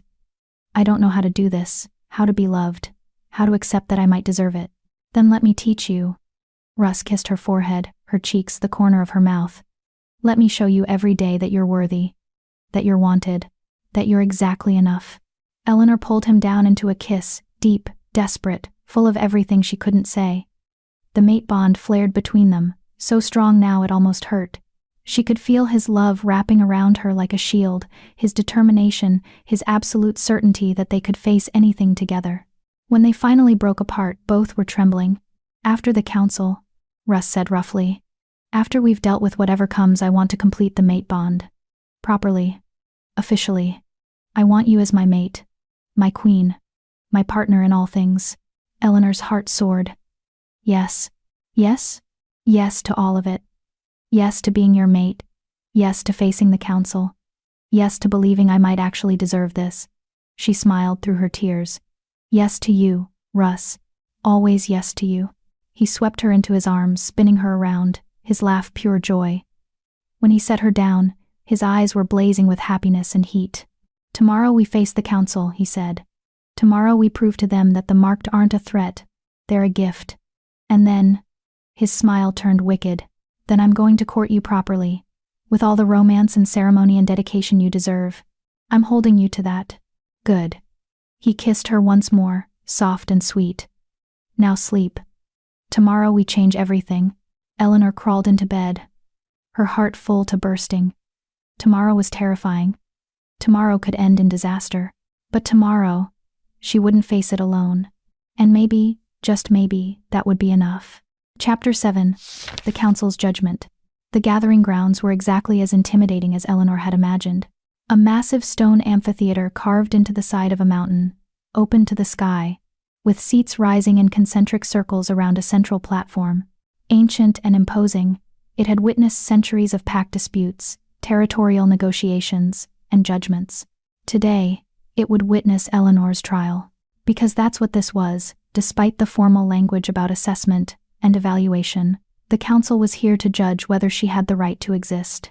Eleanor stood beside Russ at the entrance, Drew pressed against her legs in wolf form. The cub had refused to be left behind, and honestly, Eleanor was grateful for his presence. His trust steadied her. "Ready?" Russ asked quietly, his hand finding hers. "No, but I'll do it anyway." His smile was fierce and proud. "That's my girl." They entered together, and the effect was immediate. Every alpha in attendance turned to watch 15 of them, representing every major pack in the Northern Territories. Their collective power pressed against Eleanor's senses like a physical weight. Alpha Thomas sat in the front row, his expression smug. Beside him were two other alphas Eleanor didn't recognize, one massive and scarred, the other lean and cold-eyed. "That's Wilson Knapp," Russ murmured. "The one who looks like he swallowed something sour. And the big one is Edmund Snyder from Stoneclaw Pack. Both traditionalists. Both will side with Thomas." "Great." Eleanor squared her shoulders. "Anyone on our side?" "Craig Stevens." Russ nodded toward a middle-aged alpha with kind eyes and grief-lined face. "And possibly Julian Dixon from Clearbrook. He's practical above all else. If we can prove you're useful, he'll support us. They reached the central platform. Russ took his seat among the council members, leaving Eleanor standing alone in the center, exposed, vulnerable, on display. The head alpha, an ancient wolf named Spencer Hayes, rose to speak. His voice carried, despite his age, authoritative and absolute. We gather today to address a matter of grave importance. Alpha King Russ Mercer has made claims about Eleanor Stevenson, claims that she is one of the marked, descended from the Silvermoon bloodline thought extinct for 2 centuries. He has taken her into his pack and placed her under his protection. Spencer's eyes found Eleanor. Miss Stevenson, do you confirm these claims? Eleanor's throat went dry, but she forced her voice steady. I confirm that my power is unusual, that I can manifest silver flames, and that sacred sites respond to my presence. Whether that makes me marked, she paused. I'm still learning what that means. A convenient answer. Wilson Knapp stood, his voice dripping disdain. You claim ancient bloodline but admit ignorance of your own heritage. How convenient that you cannot prove your legitimacy, yet demand recognition and protection. I'm not demanding anything, Eleanor said. I didn't choose this. I didn't ask to be powerful or different or connected to some prophecy. I'm just trying to survive. And in the process, you've disrupted pack hierarchy, challenged your rightful alpha, and manipulated an alpha king into believing in fairy tales. Thomas rose, his expression cold. Eleanor Stevenson was a member of Clearwater Pack for 25 years. I know her. I know her instability, her lack of control, her dangerous tendencies. The council deserves to hear the truth about what she is.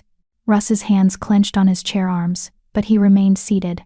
They'd agreed Eleanor had to fight this battle herself, or the council would dismiss her as Russ's puppet.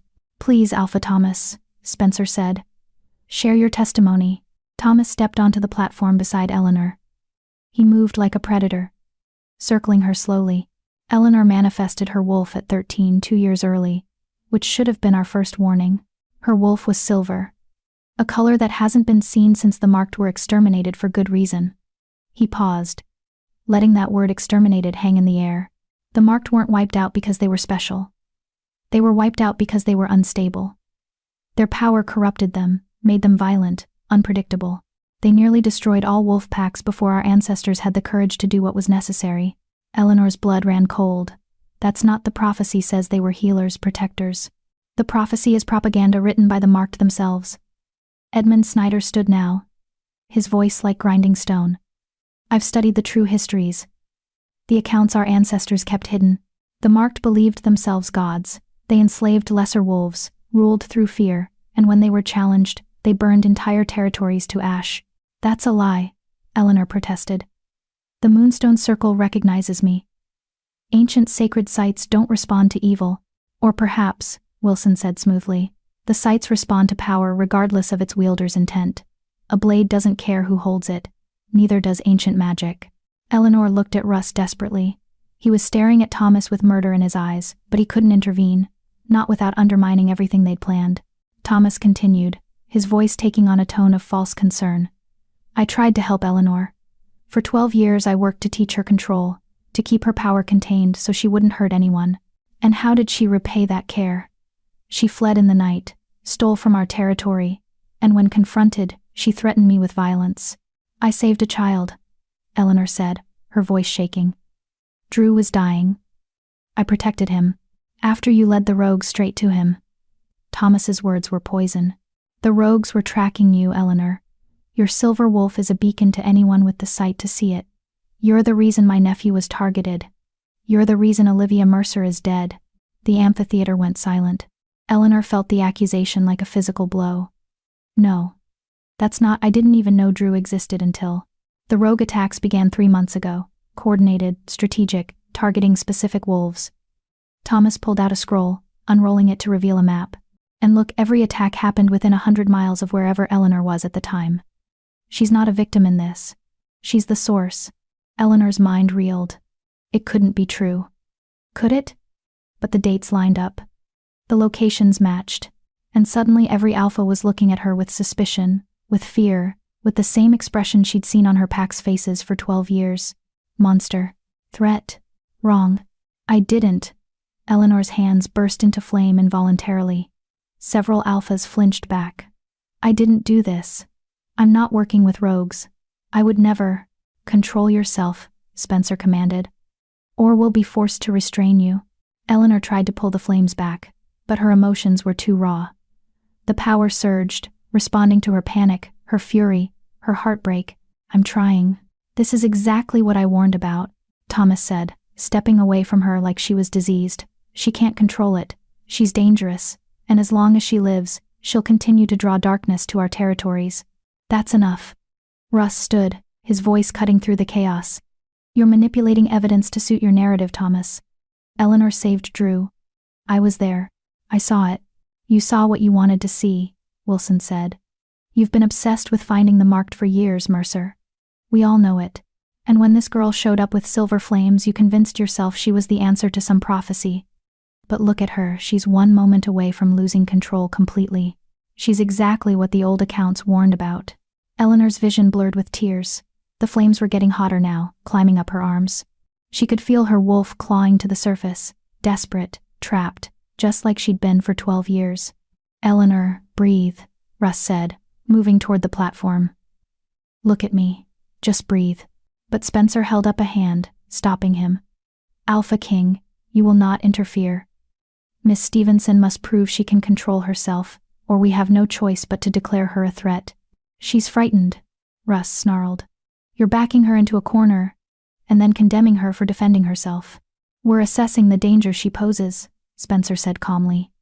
And right now, that danger appears substantial. Eleanor could feel it happening, the loss of control Thomas had always predicted. The power was too much, too strong, responding to years of suppression and fear and rage. Silver flames exploded across the platform, forcing the alphas back. I'm sorry, Eleanor gasped. I'm sorry, I'm trying. Drew howled, a small, frightened sound that cut through everything else. Eleanor's eyes found the cub, saw him trembling, saw the fear on his small face, and something inside her crystallized. No, she would not lose control. She would not prove Thomas right. She would not become the monster they expected. Eleanor closed her eyes and reached deep, past the fear, past the anger, past the years of shame and self-loathing. She reached for the core of who she was, not the power, but the purpose. Protect the innocent. Stand against evil. Choose courage. The flames obeyed. Eleanor opened her eyes, and the silver fire pulled back into her skin, controlled, contained, tamed. She stood in the center of the platform, breathing hard, but steady. The alphas stared. I'm not losing control, Eleanor said quietly. I'm choosing control. There's a difference. For a moment she thought she'd won. Thought she'd proven herself. Then Craig Stevens stood, the alpha who'd lost his daughter, the one they'd hoped might be sympathetic. I appreciate your courage, Miss Stevenson, and I don't believe you're intentionally causing harm. His voice was heavy with regret. But Thomas is right about one thing, the attacks started when you emerged. And my daughter died in one of those attacks. So I have to ask, even if you're not working with the rogues, what if you're still the reason they're here? Eleanor felt the ground drop out from under her. I would never. I know. But intention doesn't matter if the result is the same. Craig's eyes were sympathetic but firm. I'm sorry, but I cannot support allowing you to remain free in the territories. The risk is too great. One by one, other alphas stood. Julian Dixon, Glenn Dalton, young Charles from Northwind. All wolves they'd hoped might be neutral, might be swayed. All voting against her. Russ was on his feet immediately. This is insane. You're condemning her based on coincidence and fear. We're protecting our packs, Wilson said coldly. Which is more than you're doing, Mercer. You've let your obsession with the prophecy blind you to the obvious truth: she's dangerous. And keeping her alive puts every wolf in the Northern Territories at risk. Then what are you proposing? Russ's voice was deadly quiet. Spencer Hayes stood, his expression grave. The council votes to declare Eleanor Stevenson a Class 1 threat. She is to be bound with silver, her power suppressed through whatever means necessary, and held in secure custody until we can determine the extent of her connection to the rogue attacks. You mean imprisoned? Eleanor's voice sounded distant, disconnected. You mean buried somewhere dark and forgotten, just like Thomas did for 12 years. We mean contained, Spencer said. For everyone's safety. No. Russ's power exploded outward, making every alpha in the amphitheater stumble. Absolutely not. She's under my protection. You want her. You go through me. Russ, don't, Eleanor started. But he was beyond listening. His wolf was too close to the surface, his eyes blazing amber gold with fury. She saved my nephew's life. She stood against rogues while bleeding out. She's shown more courage and honor in 2 weeks than most wolves show in a lifetime. And you want to lock her away because you're too afraid to see her for what she really is, not a threat, but a weapon against the darkness that's actually coming for us. You're blinded by the mate bond, Thomas said, with false sympathy. We understand, Mercer. But you're compromised. You can't see her clearly. I see her perfectly. Russ moved to stand beside Eleanor on the platform. And I'm telling you right now, you try to take her, you'll have to kill me first. The amphitheater erupted in chaos, alphas shouting, arguing, some agreeing with Russ, others calling for his removal from the council. And Eleanor stood in the center of it all, watching her worst fears come true. She was the reason for the chaos. She was the source of the conflict. Thomas had been right all along. She was too dangerous, too different, too wrong to exist in their world. Russ, she touched his arm, her voice barely audible over the shouting. Stop. He looked down at her, his expression fierce. I won't let them. You have to. Tears streamed down Eleanor's face. Because if you keep fighting this, you'll lose everything.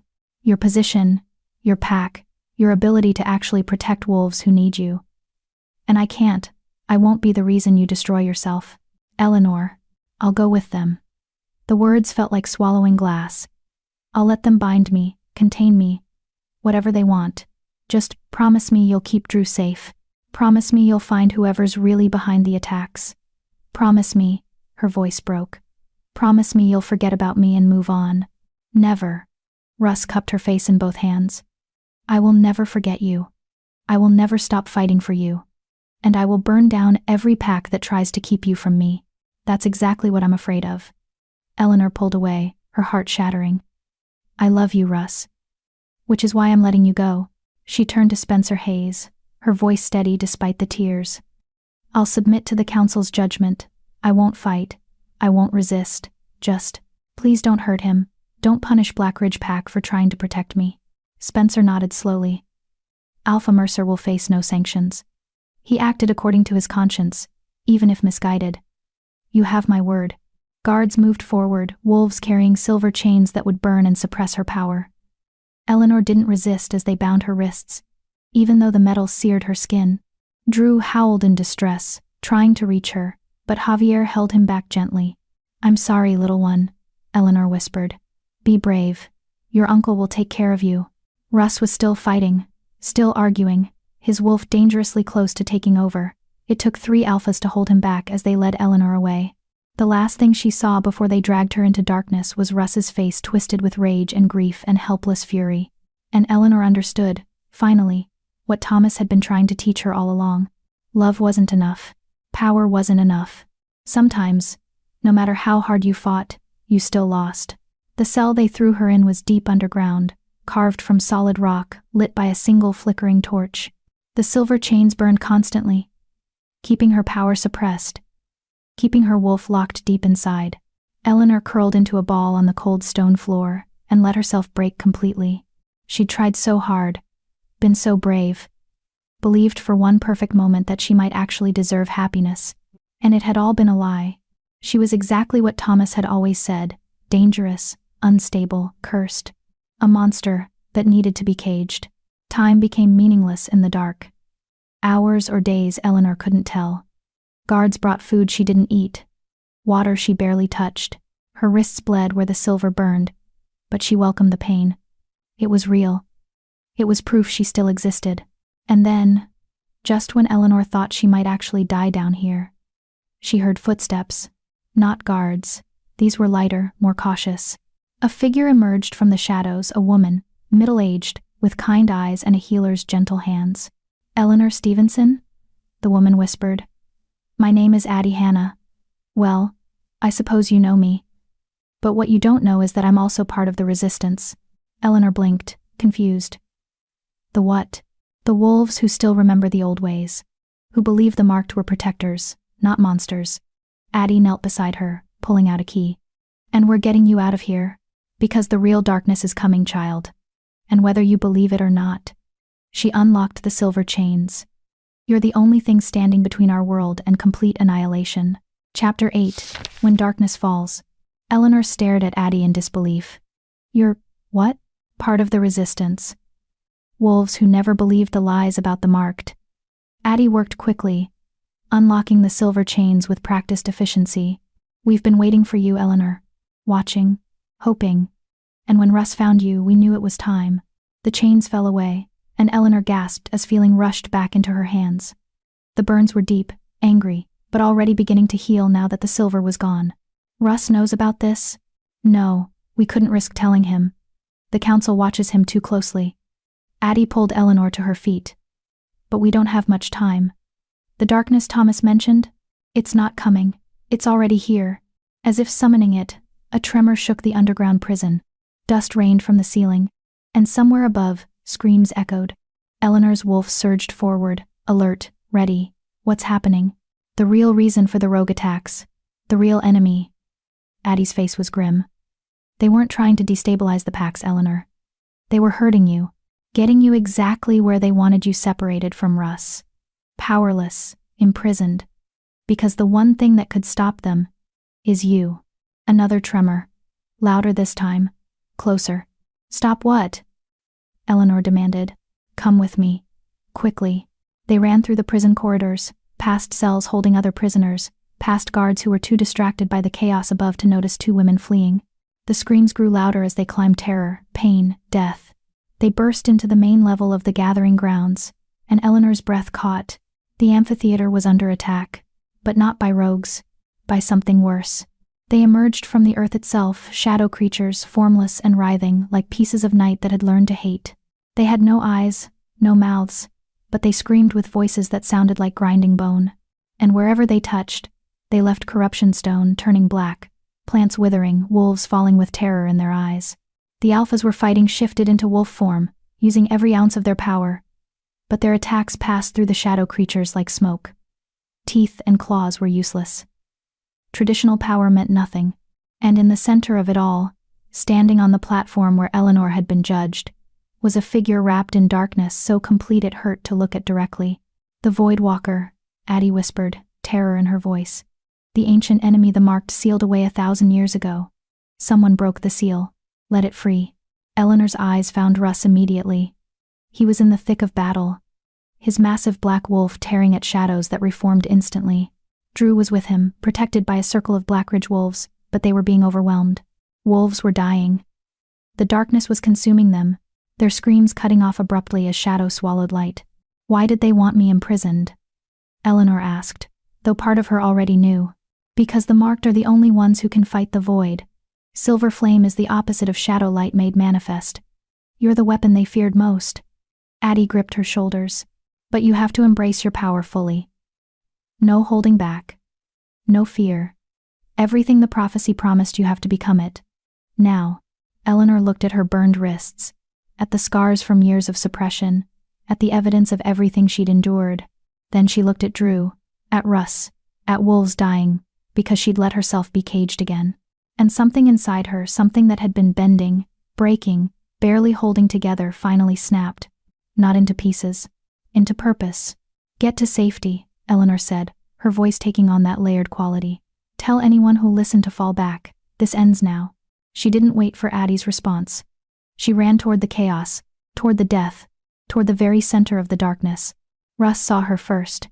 His wolf's head whipped around, and even in animal form, she could see his shock, his relief, his terror.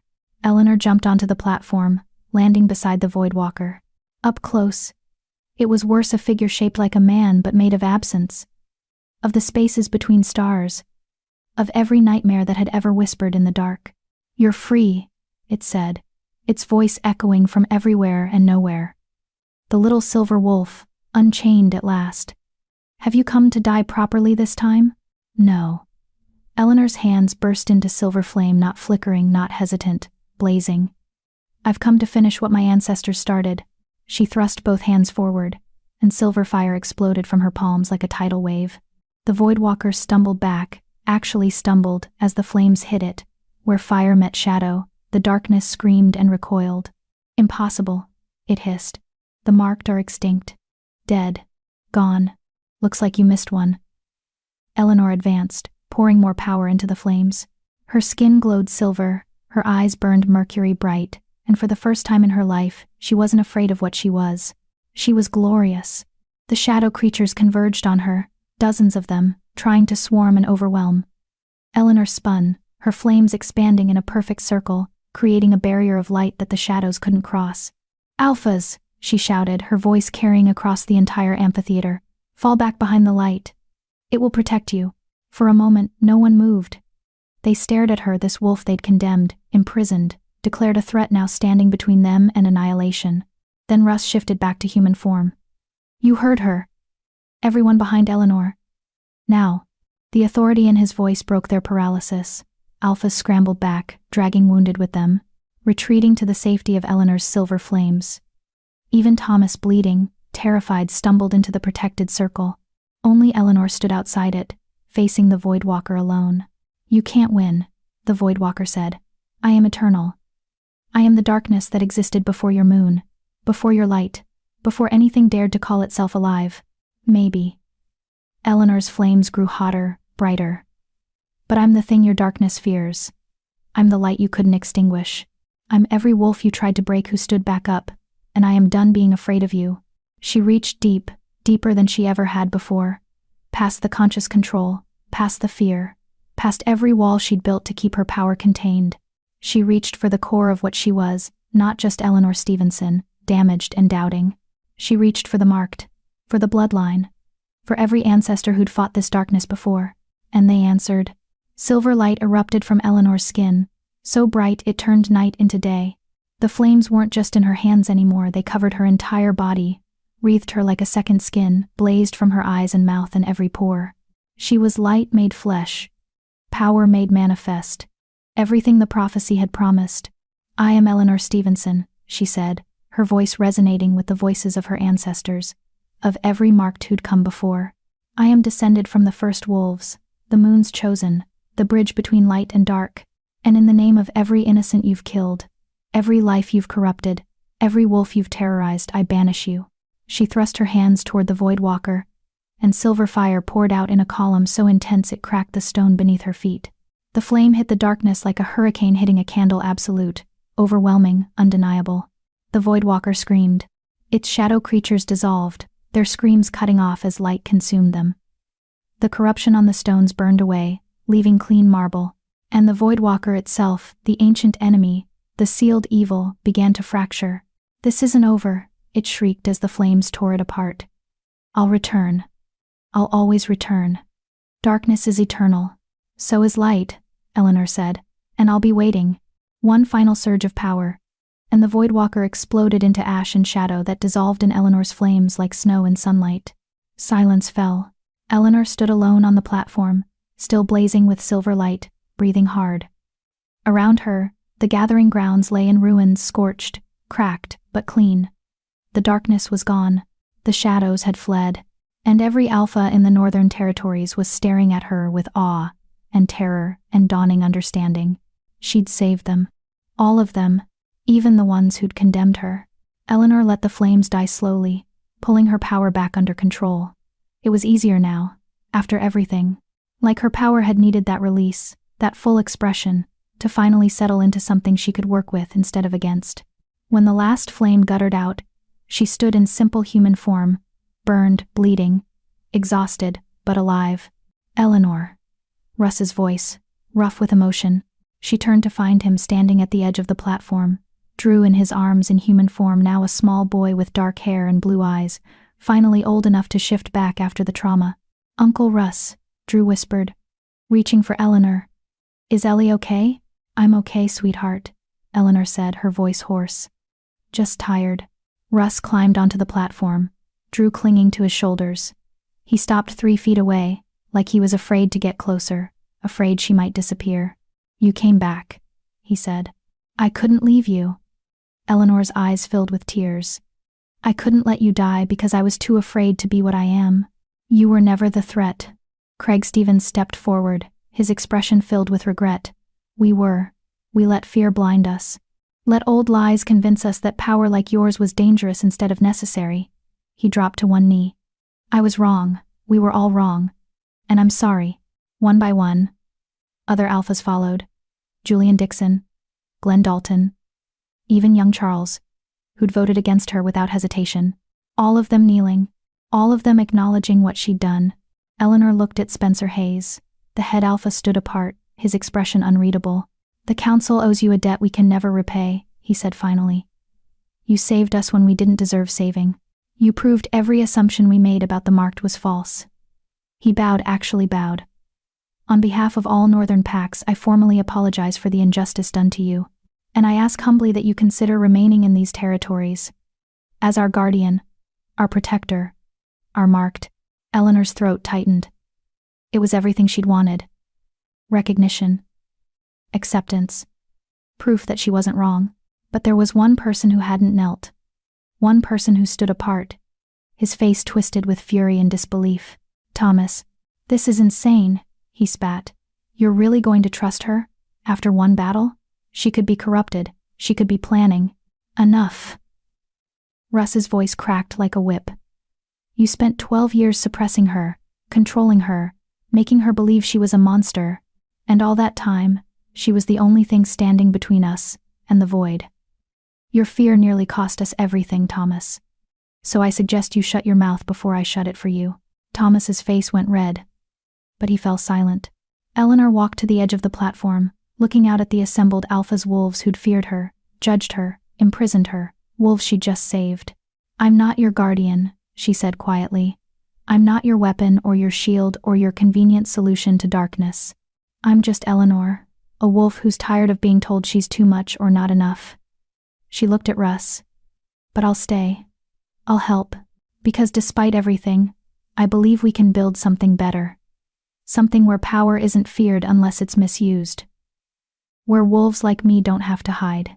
We'll build it together, Craig said. With you. Not for you. As equals. Eleanor nodded slowly. Then she looked at Thomas. And you're going to step down as Alpha of Clearwater.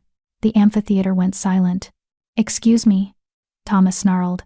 You heard me. You abused your position, suppressed one of the marked, and nearly caused the extinction of all wolf packs because you were too proud to admit you were wrong. Eleanor's voice was steel. I could kill you for what you did. The council would probably let me. But I won't. Because I'm not the monster you tried to make me. She stepped closer. But you will step down. You will let someone with actual compassion lead Clearwater. Or I will make sure every wolf in these territories knows exactly what you did to me. And trust me, after today, they'll believe me. Thomas looked around wildly, searching for support. But every alpha looked away. Even his allies had abandoned him. You can't, he started. She can, Spencer said flatly. And she's right. You're unfit to lead. Pack law demands it after such egregious failure of duty. Thomas's face went from red to white. He opened his mouth, closed it, then turned and fled a broken man, his power and authority gone in an instant. Eleanor felt no satisfaction. Just exhaustion. She swayed, and immediately Russ was there, catching her, pulling her against his chest. I've got you, he murmured. I've got you. Drew wrapped his small arms around both of them. Don't leave again, Ellie. Please don't leave. I won't, sweetheart, I promise. Eleanor kissed the top of his head, then looked up at Russ. I'm sorry. For giving up. For letting them take me. Don't. Russ cupped her face in both hands. You did what you thought was right. You tried to protect me, and then you came back, and saved everyone. You have nothing to apologize for, Eleanor. Nothing. I love you, she whispered. I should have said it before. I should have. He kissed her, deep and desperate and full of everything they'd almost lost. The mate bond flared between them. So strong now it was visible silver light wrapping around both of them, sealing them together. When they finally broke apart, Eleanor was crying and laughing at the same time. Marry me, Russ said. Right now, today. I don't want to wait another second to call you mine. Yes, Eleanor said without hesitation. Yes to everything. Yes to you, to this, to building a better world together. Yes. Drew cheered. And despite the ruins around them, despite the death and destruction, the assembled alphas began to applaud. Because today, they'd seen the darkness fall, and they'd seen the light rise to meet it. Eleanor Stevenson, once rejected, once condemned, once told she was too wrong to exist, had proven that sometimes the most broken things shine the brightest. And sometimes, being different isn't a curse. It's exactly what the world needs. Chapter 9. The Moonlight Binding. 3 days after the battle, Eleanor stood in the Moonstone Circle once more. But this time, she wasn't alone. This time, she wasn't afraid. This time, she was getting married. The circle had been transformed. Someone, probably Addie with help from half of Blackridge Pack, had woven garlands of winter flowers through the ancient stones.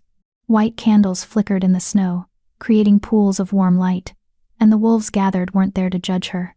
They were there to celebrate. Eleanor wore a simple white dress that Addie had somehow produced, with silver embroidery that caught the moonlight.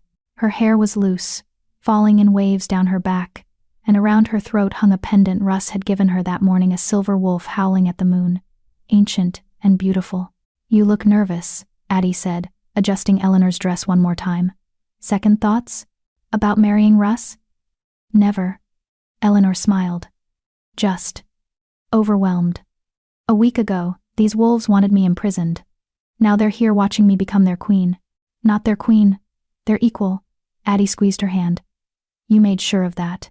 The new council structure you proposed, giving the marked a formal voice, creating protections for wolves with unusual gifts. It's revolutionary, Eleanor. You're changing everything." "We're changing everything," Eleanor corrected. "I'm just the one who happened to have the power everyone was afraid of." Music started. Traditional wolf songs played on drums and flutes. Eleanor's signal. She took a deep breath and stepped into the circle. Russ stood at the altar, and the sight of him stole her breath. He wore formal black with silver accents, his hair pulled back, his amber eyes locked on her with such intensity it made her knees weak. Beside him stood Drew in miniature formal wear, holding a silver cord for the binding ceremony. Every step Eleanor took toward them felt like coming home. The gathered wolves, alphas, pack members, even some from Clearwater who'd defected after Thomas's removal, parted to let her through. And she saw faces she recognized. Craig Stevens, smiling with genuine warmth. Julian Dixon, nodding respectfully. Sandy from Clearwater, tears streaming down her face. And Javier and Wallace from Blackridge, grinning like proud older brothers. When Eleanor reached the altar, Russ took her hands. His were shaking slightly. "You're trembling," she whispered. "I'm terrified you'll realize you're too good for me and bolt," he murmured back. "Not a chance." Spencer Hayes stepped forward to officiate. The old alpha had aged 10 years and 3 days, but his voice was still strong. "We gather under the moon's light to witness the bonding of two souls," he began. Russ Mercer, Alpha King of the Northern Territories, and Eleanor Stevenson, the marked first of her name, returned. Eleanor had argued against the title, but Spencer had insisted. "You need to be recognized as separate from any pack," he'd said, "as something beyond traditional hierarchy. Otherwise, wolves will try to control you through pack law." So she'd become first of her name. A position that had existed 1,000 years ago, reserved for the most powerful of the marked. It felt too big. Too important. But looking at Russ, at Drew, at the wolves gathered, who were genuinely trying to build something better, Eleanor thought maybe she could grow into it. "Do you, Russ Mercer, take Eleanor Stevenson as your mate?" Spencer asked. "To stand beside her in all things, to honor her strength and support her through weakness, to choose her every day for the rest of your lives?" "I do." Russ's voice rang clear. "In front of the moon and every witness here, I choose Eleanor. Today, tomorrow, and every day after." Spencer turned to Eleanor. "And do you, Eleanor Stevenson, take Russ Mercer as your mate? To stand beside him in all things, to honor his strength and support him through weakness, to choose him every day for the rest of your lives?" Eleanor's eyes filled with tears. "I do. I choose him. I choose us. I choose the life we're going to build together." "Then let the binding begin." Drew stepped forward with the silver cord. Russ and Eleanor each took one end, wrapping it around their joined hands, the traditional symbol of two becoming one. But this ceremony had an extra element. Eleanor's silver flames ignited, wrapping around the cord, around their hands, blazing bright enough to light the entire circle. The gathered wolves gasped, but not in fear. In wonder. Because the flames weren't destructive, they were beautiful. They pulsed with the rhythm of two heartbeats becoming one, with the mate bond finally completing, with pure perfect love made visible. "By the power vested in me by the Northern Council, and under the moon's eternal witness, I declare you bonded." Spencer's voice was thick with emotion. Mates for life. Partners in all things. May your bond be strong, your love be fierce, and your days be long. Russ pulled Eleanor into a kiss that made the assembled wolves cheer. The silver flames blazed brighter, creating a dome of light around them, and Eleanor felt the mate bond snap into place, fully permanent, unbreakable, perfect. When they finally broke apart, both were laughing and crying at once. "I love you," Russ said against her lips. "My mate. My Eleanor. My home." "I love you," Eleanor replied. "My impossible, stubborn, wonderful wolf." Drew launched himself at both of them, wrapping his small arms around their legs. "Does this mean Ellie is my aunt now?" "It means Eleanor is family," Russ said, scooping the boy up. "Forever." The celebration that followed was unlike anything Eleanor had experienced. There was food-roasted meat, fresh bread, winter fruits, and music and dancing. Wolves from different packs mingled, barriers dropping as they celebrated not just a wedding but a new beginning. Craig Stevens approached Eleanor during a lull in the festivities. "I wanted to apologize again. Properly. Without an audience." "You already did," Eleanor said gently. "Not enough." His eyes were haunted. "I let fear make me a coward.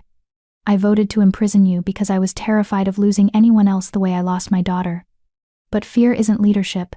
It's just fear. And I'm sorry." Eleanor took his hand. "Your daughter would want you to be brave.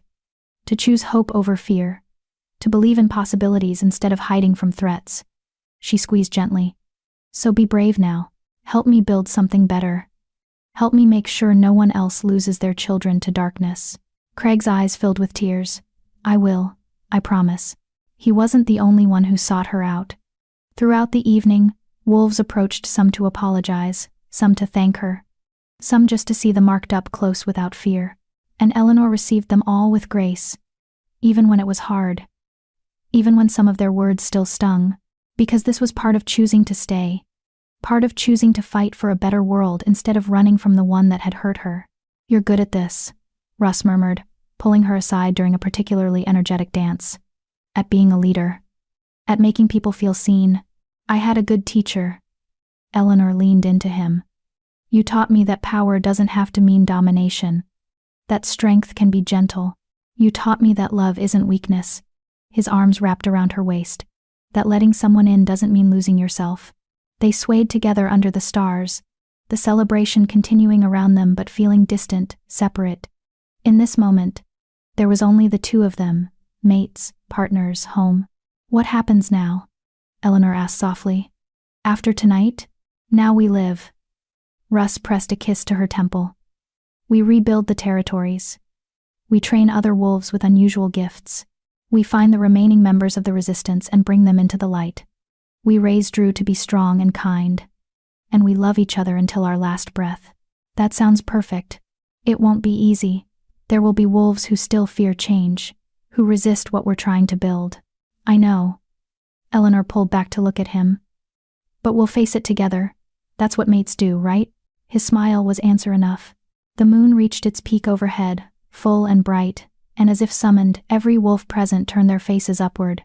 A howl began one voice, then two, then dozens, until the entire circle sang to the moon. Eleanor felt her own wolf rise to join them.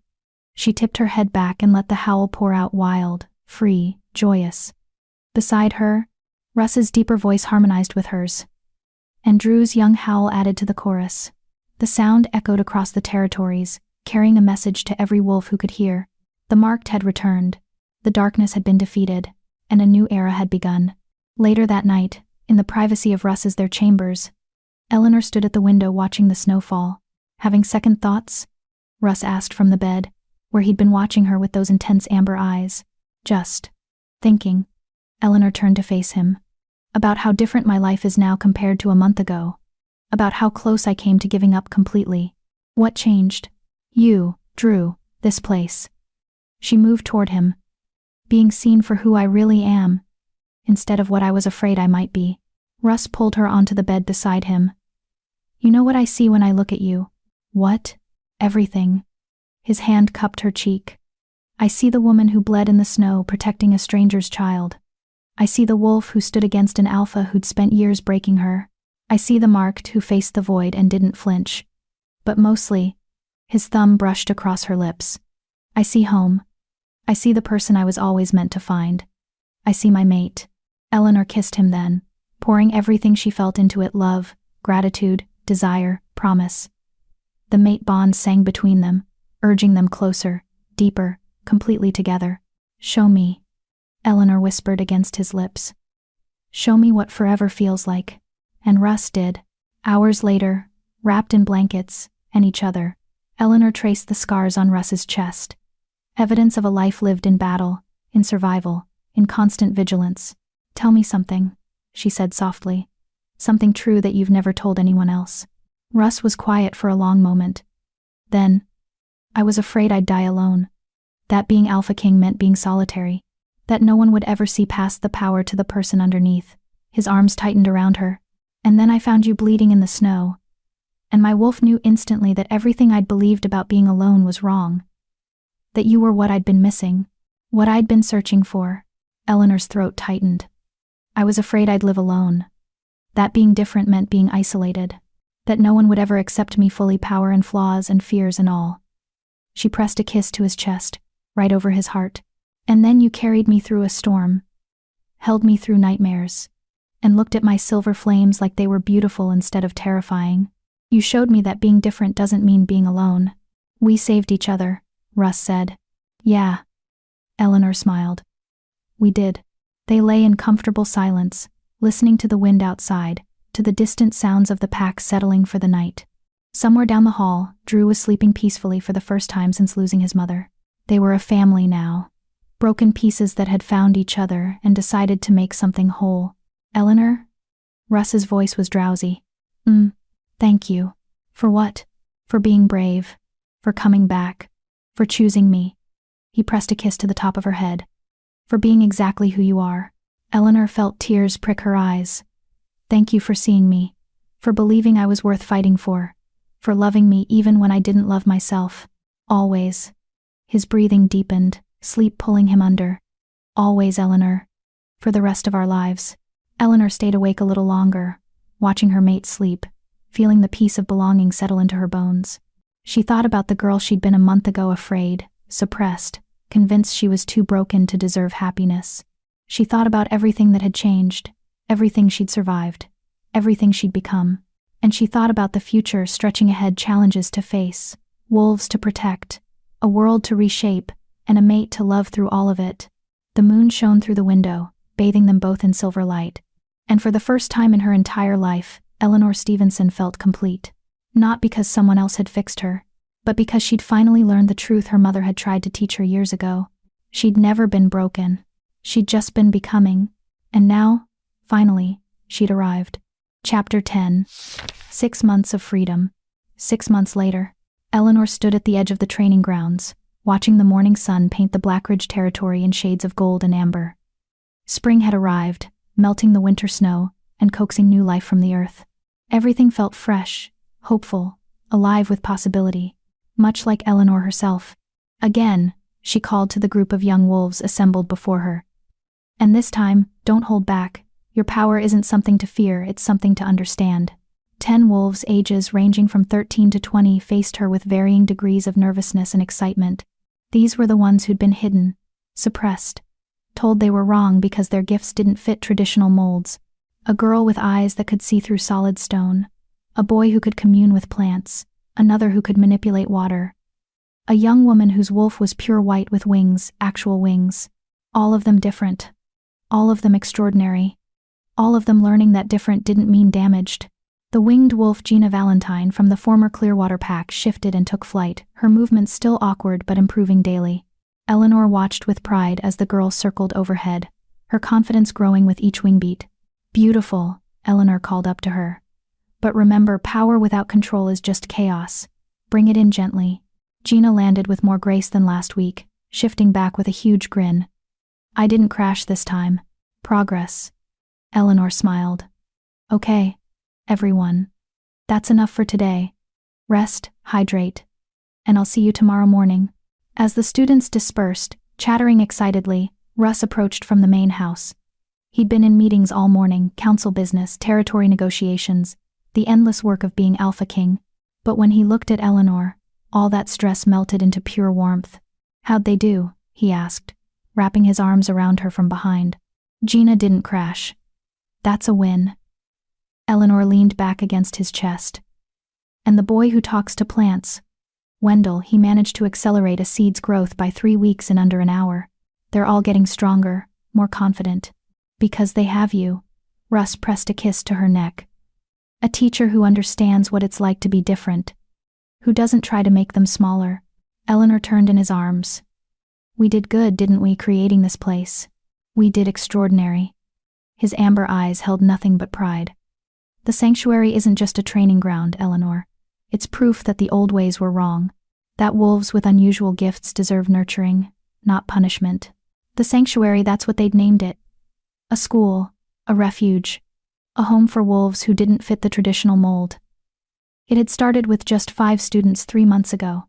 Now they had 10, with 5 more arriving next week from southern territories. Word was spreading. The marked had returned, and she was building something revolutionary. "Mama, Ellie," Drew's voice rang across the grounds.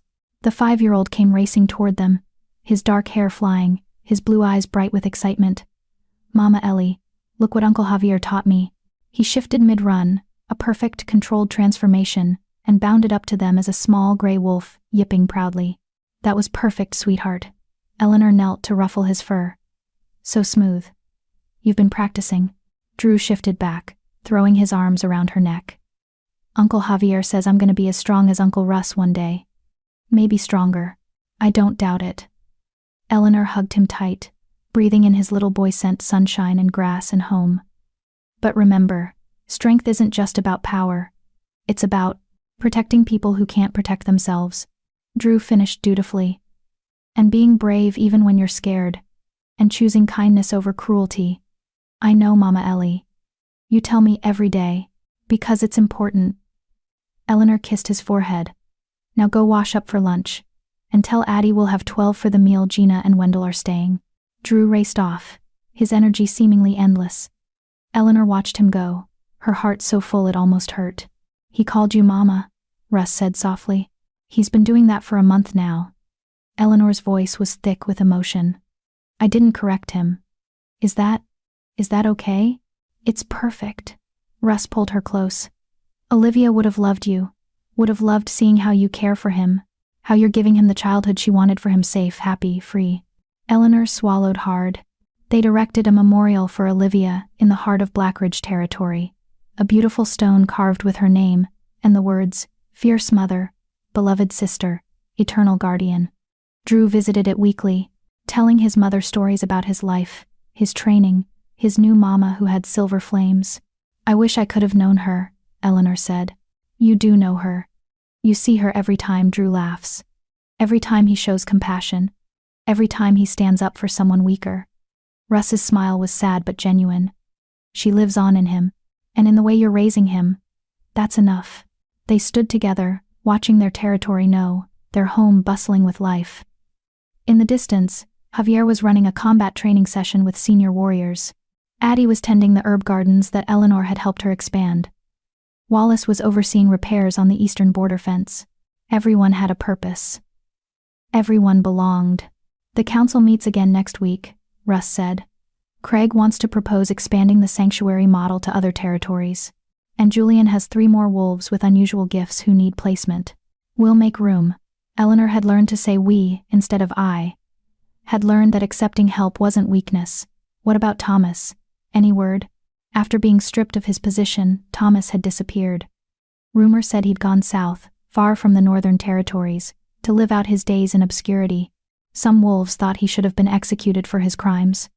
Eleanor had argued for mercy, not because she forgave him, but because she refused to become the kind of leader who ruled through fear and violence. Nothing. And honestly, Russ's jaw tightened.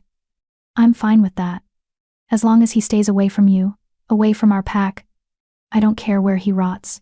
Eleanor understood the sentiment, even if she couldn't quite share the venom. Thomas had broken something in her that had taken months to heal, but she'd learned that healing didn't require forgiveness. It just required choosing to move forward. "Come on," she said, tugging Russ toward the house. "Lunch is waiting, and I'm starving." They walked hand in hand through the territory, greeting pack members who smiled and nodded. No one bowed. Eleanor had made that rule clear. She wasn't their superior. She was their equal. Just with different gifts. At the main house, chaos reigned. Drew was already at the table, telling Addie an elaborate story involving Uncle Javier, 3 chickens, and a training dummy that had apparently come to life. Gina and Wendell sat nearby, laughing at his animated gestures. Javier emerged from the kitchen carrying a massive pot of stew. Ellie, perfect timing. Tell Drew that training dummies do not, in fact, come alive. They might if Wendell accidentally talks to them, Eleanor said seriously, making Wendell sputter with laughter. This was what Eleanor had been missing her entire life. Not just acceptance, belonging. Not just safety, home. Not just survival, family. After lunch, while Drew napped and the students returned to their studies, Eleanor and Russ took a walk to the Moonstone Circle. It had become their ritual. Once a week, they'd visit the sacred space where they'd been married, where Eleanor had first accepted her destiny. The stones no longer glowed constantly, but they pulsed with faint light whenever Eleanor approached. Like they recognized her. Like they were grateful she'd answered their call. "I've been thinking," Russ said as they sat on the altar stone, the same place where Eleanor had seen the prophecy carved. "About expanding our territory. Not through conquest, through alliance. If we can convince more packs to join the new council model, to accept wolves with unusual gifts, we could create something truly revolutionary. A united territory," Eleanor mused. "Not ruled by fear or dominance but by cooperation." "Exactly, with you as the bridge. The marked who proved that power doesn't have to corrupt." He took her hand. "What do you think?" Eleanor looked at the carved stones, at the ancient symbols that had survived 1,000 years of turmoil. She thought about the students at the sanctuary, about Drew growing up free and loved. About all the wolves who were still hiding their gifts because they were afraid. "I think," she said slowly, "that we should try. Not because the prophecy demands it. Not because we're supposed to. But because it's the right thing to do. That's my girl." Russ pulled her close. "Always choosing the hard right over the easy wrong. I learned from the best." They sat in comfortable silence, watching clouds drift across the spring sky. Eleanor felt her power humming beneath her skin, always present now, but no longer frightening. She'd learned to live with it, to channel it, to let it be part of her without letting it define her completely. "Eleanor?" Russ's voice was tentative. "There's something I need to tell you." Her heart stuttered. "What?" "Addie thinks well. She's almost certain that you're pregnant." The world stopped. Eleanor turned to stare at him, her mind reeling. "What?" "Your scent's been different for about 2 weeks. Sweeter. And you've been more tired than usual, more emotional." His hand moved to her stomach, gentle, reverent. "Addie's rarely wrong about these things. Pregnant. She might be pregnant. With Russ's child." Eleanor's hand covered his on her stomach. "I don't know what to say." "Say you're happy." His eyes searched hers, vulnerable in a way he rarely allowed. "Say this is what you want, because God's, Eleanor, I want it. Want to see you round with our child. Want to raise pups with you. Want to build a family that's as extraordinary as you are." Tears spilled down Eleanor's cheeks. "Yes. Yes, I'm happy. Yes, I want this. I want everything with you." He kissed her then, deep and claiming, and Eleanor felt the future unfold before them, not the prophecy's future, but their own. Children to raise, students to teach, a world to reshape, and love to sustain them through all of it. When they finally pulled apart, both were crying and laughing. "We should probably confirm before we tell everyone," Eleanor said practically, even as her hand stayed protectively over her stomach. "But if it's true, oh gods, Russ. We're going to have a baby. We're going to have a baby," he repeated, wonder in his voice. "A little wolf who'll grow up knowing they're loved, wanted, accepted completely." His smile turned wicked. "A little wolf who'll probably inherit your silver flames and my stubborn streak and make our lives beautifully chaotic. I can't wait." They walked back to the main house hand in hand, the spring sun warm on their faces, hope blooming in their chests, like the flowers beginning to dot the landscape. Eleanor thought about the girl she'd been afraid, hidden, convinced she was too broken for happiness. And she thought about the woman she'd become, powerful, loved, building something that would outlast her lifetime. The transformation hadn't been easy. She bore scars, physical and emotional, from everything she'd endured.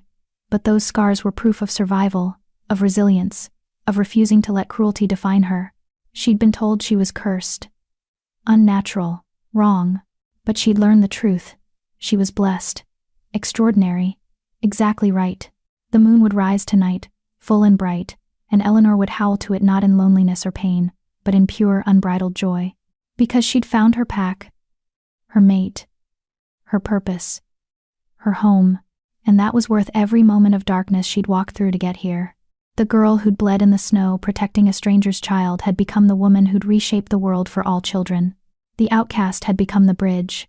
The monster had become the savior. And Eleanor Stevenson, the marked first of her name, mate to the Alpha King, mother to Drew and possibly a child of her own, had finally found where she belonged. In the light. In the love. In the life she'd fought so hard to claim. And it was more beautiful than any prophecy could have predicted. Chapter 11. A message of hope. Thank you. Thank you for staying with Eleanor through every painful moment, every triumph, every heartbreak and healing. Thank you for believing she deserved love even when she couldn't believe it herself.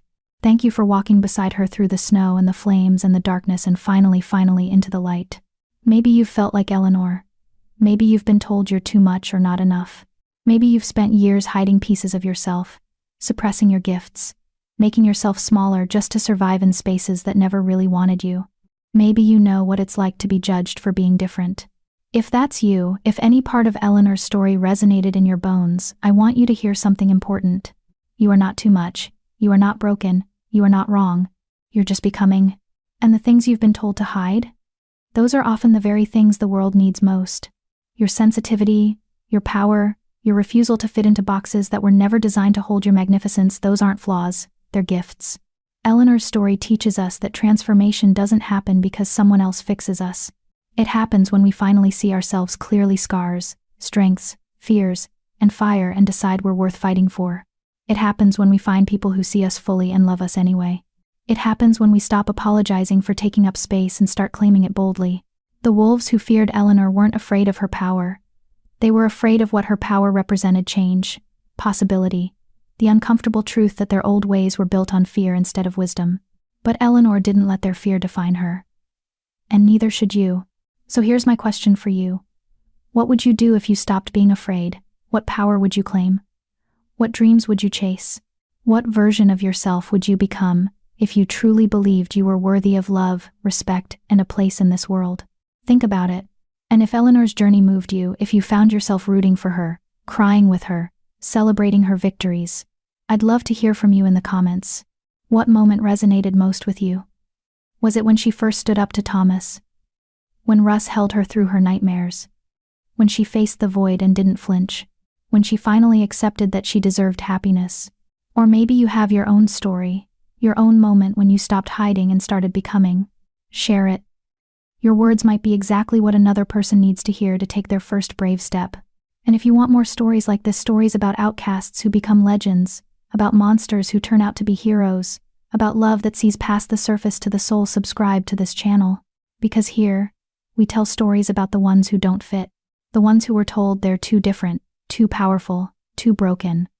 The ones who learned that being different isn't a curse, it's a calling. We tell stories about silver flames and second chances. About wolves who howl at the moon not in loneliness but in joy. About finding your pack, even when the whole world tells you you'll never belong. If that speaks to you, if Eleanor's story reminded you that you're not alone in feeling like you don't quite fit, then hit that subscribe button. Ring the notification bell, because there are more stories coming. More outcasts finding their power. More broken hearts learning to heal. More proof that sometimes the most extraordinary lives begin the moment we stop pretending to be ordinary. Before I let you go, I want to leave you with the same truth that Eleanor discovered. You don't have to be perfect to be worthy of love. You don't have to have everything figured out. You don't have to prove yourself to anyone. You just have to be brave enough to let yourself be seen. All of you, the light and the shadow, the strength and the vulnerability, the silver flames and the scars they leave behind. Because when you stop hiding, when you step into your full power and claim your space in this world, something magical happens. You inspire others to do the same. You become the permission slip someone else needs to stop shrinking. You prove that different isn't just okay, it's essential. Eleanor was never meant to fit into Clearwater's boxes. She was meant to break them open and show everyone what exists beyond the walls of fear. And maybe, just maybe, you're meant to do the same. So go forward knowing this. Your power is not your punishment. Your difference is not your damage. Your journey is not your judgment. You are exactly who you're meant to be. And the world is waiting for you to believe it. Until the next story finds us, remember, the moon doesn't apologize for shining. The stars don't hide their light, and neither should you. You are seen. You are valued. You are worthy. Always. With love and silver flames. This is your reminder that you're not too much, you're exactly enough. And your story? It's just beginning.